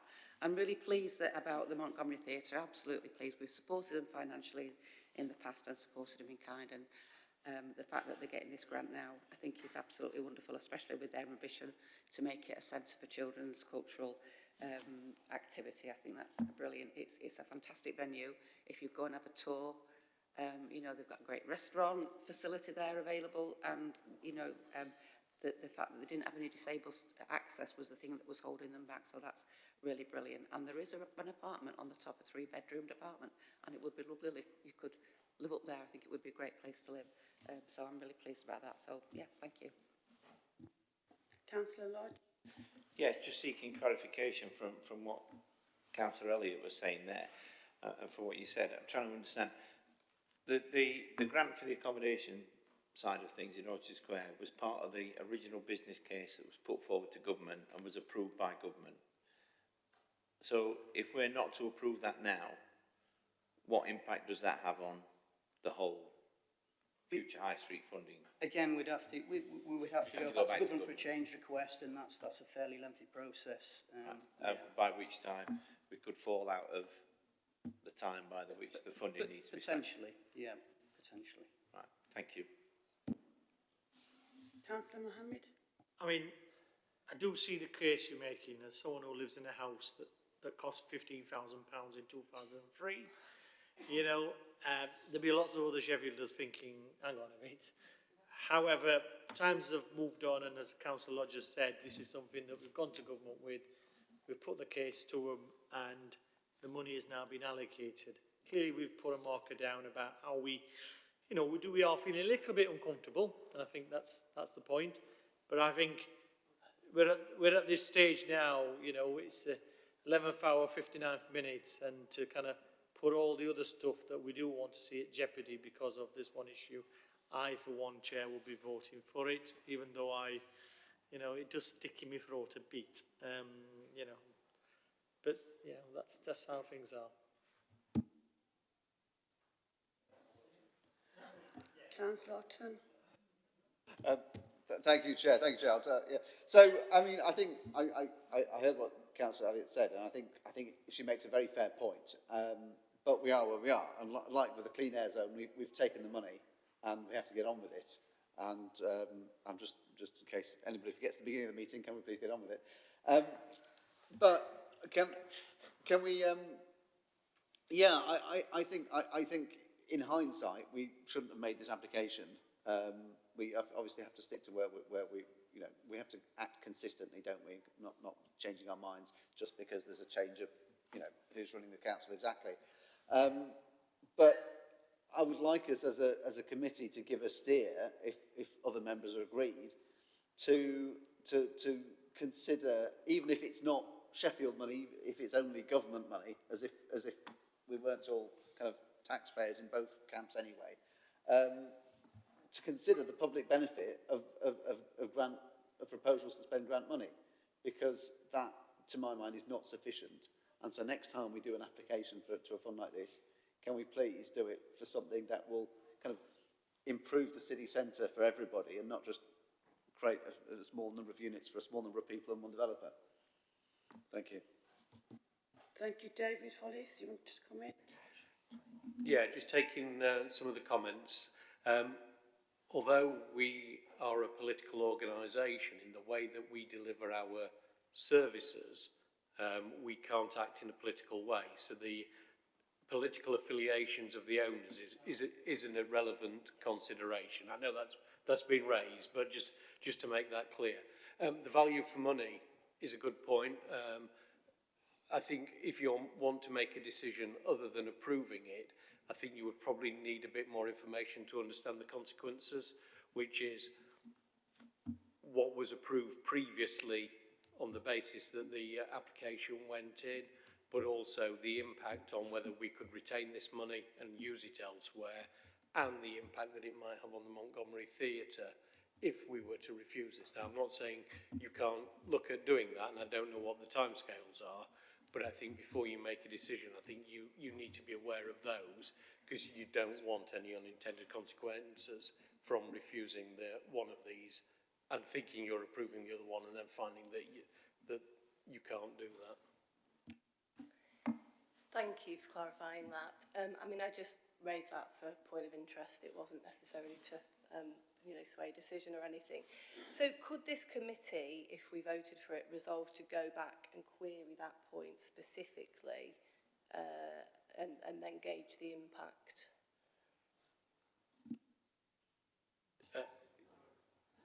Yeah, I think Matt might want to come in on timescales, but... Yeah, I mean, I don't know without speaking to the owners, really. Again, timescales 31st of March 2024 is not a long way away. They need planning permission. They're already spending money at their risk, admittedly. So just in terms of process, I don't know, David, if... Yeah, I mean, that March is going to be the deadline for spend, isn't it? So we are pushing it tight if we put it off. I think there's probably a lesson here about, and this may be a consequence of overlapping systems, in that there was an earlier decision about this bid going in. I haven't been able to find the detail of that in this time. So if that was known then, there's an element of continuity here, although we've changed not only systems but political makeup in that time. That may be a lesson learned from how we understand that. But yes, I think I'd be wary of going off too long for fear of undermining both of these grants. Thanks. I'm just going to bring Councillor Lodge in. Yeah, Chair, I did ask the question and Matt responded that it was part of the overall bid for the future High Street funding that went in. Not being party to all the information of that bid, it's very difficult to try and unpick things of it now. And notwithstanding what Councillor Otten has said about value for money and public interest of things in future, I think we're faced with a situation here that if we're going to do this, we need to do it and they need to get on with it. And the work needs to go on. It's there to support the Montgomery Theatre, it's there to support Orchard Square, as well as the accommodation things in there. And I think we're at such a stage with this now that if we reject this and go back to the government and say, thanks but no thanks, because that's in effect what we're almost doing, I think there's a reputational risk to the City Council. I think we need to agree this and move on. Thank you, Councillor Lodge. Before we continue, it's 5 o'clock, so I need to ask committee for another extension for half an hour. Are we okay? Agreed to do that? Stay all night. So that's the last one, so we can't extend over 5:30. So can we please keep questions and comments short and concise for the next few items? I've got one question. So I just need a simple yes or no. Were you aware that one of the directors of Oxford Square Limited was the deputy chairman of the Conservative Friends of Israel? I wasn't. But I don't think that's a relevant point to put to an officer. Question's been asked. Okay, I think we're going to move on to vote for this now. Okay, so there is a recommendation that we need to vote for. So are we, recommendation for approval, are we all agreed? Yeah, is that agreed by all committee? No. So, show of hands, please. Yep, so voting for the recommendations. Voting against, members voting against, members abstaining from voting. Thank you, so that's carried. Thank you. Moving on to the next item.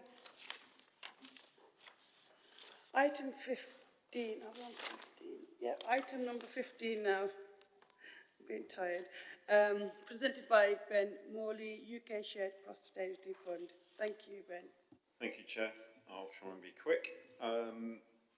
This report sets out the initial proposals for the Shared Prosperity Fund, which is the government's replacement of European funding, which we benefited from whilst we're in Europe. Shared Prosperity Fund, very briefly, is a 3-year programme, largely revenue, small amount of capital. It's been allocated to regions across the country, and in our area it's an allocation to South Yorkshire.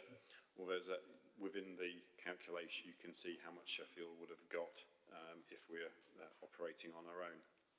There's 3 main investment priorities, themes behind Shared Prosperity Fund, which is communities in place, local business support, and people and skills. The people and skills element kicks in force in the final year as European Social Fund money declines. We've been working very closely with our South Yorkshire partners, other local authorities and the Mayoral Combined Authority to develop a set of proposals for the Shared Prosperity Fund, and that resulted in an investment plan being submitted on the 1st of August this year. And the report sets out sort of the themes within, sub-themes within the main themes, which are now included in that plan. We have still not had an approval from government to that investment plan. In fact, nowhere has had an approval of their investment plans, albeit we are in year 1, and as you might gather, it's November. However, we have been working on the basis that government will approve the investment plan. There has been positive noises, I understand, from government to SIMCA setting out broad principles seem to be acceptable. So on that basis, we've agreed a position with a combined authority that in effect there's going to be 3 phases in relation to the Shared Prosperity Fund. The first phase builds in all of the community and place activity which will be allocated directly to each relevant local authority. So we will have in Sheffield an allocation just for communities in place, and also to ensure that we spend funding in year 1, that the year 1 business support allocation as well is being put forward to deliver at a local level as well. And the report at 1.33 sets out the activity which is being developed by colleagues for inclusion in that activity, with a very much an initial focus on cost of living within the communities in place, and including a £500,000 contribution to the South Yorkshire Community Foundation to top up the cost of living grants, which will be supporting community groups within Sheffield to help address their issues and make them sustainable over the winter and into next year. There's also proposals for a 3-year relatively small capital grants programme, which is going to target community and cultural buildings, and I look to provide sustainable green energy efficient measures to again help them deal with the energy crisis, which will obviously, we suspect, be prolonged, as well as contribution to climate change mitigation. There's a proposal for a small culture and visitor programme which will last 3 years, and then, as I say, the final element of this first phase is the continuation of the high street business information officers which have been operating on high streets across the city for the past 2 years, previously funded with European funding. Years 2, the second and third phase, which relate to years 2 and 3, local business support and people and skills, are under development at the moment, and they're likely to operate at a regional level rather than at just the Sheffield level. So we're working with our South Yorkshire partners to develop those proposals, and we'll bring back details of those schemes to this committee, because we expect that to include some grant agreements above the delegated arrangements. So we'll bring that in due course over the next few months. Happy to take any questions. Any questions or comments, Councillor Lee? So in terms of the community element, and it's for this year, and you know this year's going rapidly into winter, and we need to get that money out there as soon as possible to support our community organisations and the people they support. So how is that all in play now that we've got that a plan up and running or up ready to go? It is to some degree. So there's elements which are being developed, and as I say, we're in discussion with partners, particularly with Voluntary Action Sheffield, the Community Foundation and the Citizens Advice Sheffield, as to how that can be implemented. The £500,000 into the cost of living grant fund might not necessarily see all that funding made available this financial year, but what it will do is commit the funding this year, which is important. We do have some concerns that government might not allow any underspend to be carried over into next year just because of the financial situation. Any savings they can see they might grab. So we're playing a tactical game to some degree to make sure that funding is spent this financial year and there's no room to manoeuvre to try and scoop some back into government coffers away from much needed activity in Sheffield. Thank you. Any further questions or comments? Again, this report contains recommendations for approval. Are we all agreed? Yep. Thank you. That's agreed by all members of the committee. Thank you. Moving on to item 16, scheme to improve numeracy, presented by Eleanor Churchward.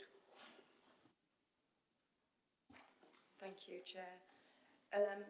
This is for the Multiply Numeracy Initiative to be received and for us to be the accountable body for it. This is the first initiative of the Shared Prosperity Fund, but it's been put out by the Department for Education. It's an initiative to try and improve the skills and the awareness of numeracy across the adult population for those aged 19 plus, with a focus on trying to get people to work towards the pathway for a level 2 in adult numeracy.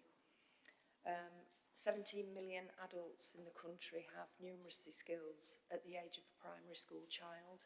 So it's really important that we highlight the importance of people gaining these skills to be able to achieve success in their careers, in career succession, and so that employers have got a source of people to go forward to secure those highly skilled jobs by local people in the local area. Open to any questions. Any questions or comments? No? Okay, Just a comment that it's quite a shocking statistic you just mentioned about the numbers, and I just wonder how much austerity has played in increasing those numbers compared to how they would have been maybe 10, 12 years ago. Yeah, I think it's had quite an impact. Adult maths and math skills generally in the population is falling, and the engagement in that activity as an adult is falling. And so, you know, there's a real emphasis on getting people to understand that their awareness of numeracy skills has an impact on the wider life, just on everyday budgeting and and understanding the cost of living crisis and everything that goes with that. So really important initiative. It's not, the issue is very complex as well. It's not just like one cause, it's multiple causes that people have to contend with that results in some of this. Absolutely, yes. Thank you. The report contains recommendations for approval. Are we all agreed? Thank you. Agreed by all committee members. Thank you very much for your presentation, Eleanor. Moving on to the final item, item 17. Acquisition of buildings in Attercliffe, page 157 of the agenda. Presenting officer Alan Seisman. Thank you. Thank you, Chair. This paper is about the use of some of the £37 million Levelling Up Fund that the City Council's been awarded by government. £17 million, that investment is destined for Attercliffe. And within that, just as a brief bit of background, that's looking to try and improve movement and connectivity. There's investment in a new National Centre for Child Health Technology, and the final piece of that particular jigsaw was around the acquisition of land or buildings around the Delphi Square, key kind of locations for Attercliffe in regeneration terms. So this report looks at using some of that money to acquire the Adelphi Cinema and some land associated with the Adelphi Cinema, and also makes a small provision for some future acquisitions. In terms of the recommendations, it asks the committee to approve the amounts set out in Appendix 1, which is being taken in private due to commercial sensitivity, and it also asks the committee to be minded to use CPO powers in support of this acquisition or future acquisitions if that becomes necessary. It asks the committee to put this money onto the capital programme for reasons of good management and delegates the decision to the Director of Legal Services to negotiate all the necessary legal documentation needed to acquire the Adelphi Social Club and land on the west side of Attercliffe Road. And that is a succinct and quick summary of the report. I'm happy to take questions. Thank you, Councillor Levery. Thank you, Chair. In terms of the acquisition of the Adelphi and all the other things that come along with it, is there any financial risk if we end up going to a compulsory purchase order? If we what, sorry? Any financial risk in moving to compulsory purchase if we fail to negotiate an agreed price? There is a implication of moving to compulsory purchase. Compulsory purchase is not cheap. It would cost us quite a bit of revenue money to do this, so our preference is always to do this by negotiation. Okay, so does that put at risk this project if we end up a compulsory purchase order for any of the things we're looking at? It shouldn't, no. We've already had discussions around this building. I don't anticipate that we need to use CPO for the acquisition of the Adelphi. Okay, thank you. Thank you, Councillor Rolfe. Yeah, sorry, just a question. I know that if the purchase of the Adelphi building falls through, that other land and buildings on Attercliffe Road will be looked at. My question is, which sites exactly and how many of them are historic buildings or have been listed? Can you just repeat the final bit of that? Sorry. Sorry, apologies. I should speak louder. Which sites exactly would you be looking at and how many of them are historic buildings or have been listed or are listed if or should the purchase of Adelphi not go through? In terms of land and buildings we've looked at, we've concentrated on land and buildings around Adelphi Square. In that area, the only listed building is the Adelphi Cinema, I think. So we've considered other buildings around that. There's nothing else in the area that I think is listed, although there are a number of buildings of historical interest. Okay, so you're not moving further away from that particular square? Not at this stage. It depends on whether future negotiations are successful or not. If that was the case, there are other buildings on the high street that are important to the area that are probably worth looking at trying to acquire. Thank you. Councillor Lee. Well, I just welcome this. I think it's a part of the jigsaw down there, and the fact that, you know, we've got this fantastic Olympic Legacy Park, one of only two such so-called Olympic legacy parks in the country. I think that's the case, and it's absolutely, if you've not been down there and had a look around, please go down there and see it. It is it has transformed that area. And I think everybody who's connected with that area, the businesses around there, will absolutely tell you that that's the case as well. And so welcome that this is, for people down there, the Adelphi would have been, you know, the place to go at one point when it was a thriving residential, I won't say thriving, but it was, you know, full of houses, but it would have been, is a lot of a love for that theatre. Thank you. Any further questions or comments? Now we'll go on to voting. So the recommendations for approval, are we all agreed? Yep, that's agreed by all committee members. Thank you very much. And that's the end of the meeting. Next meeting is 4th of January at 2 o'clock. Thank you, everybody.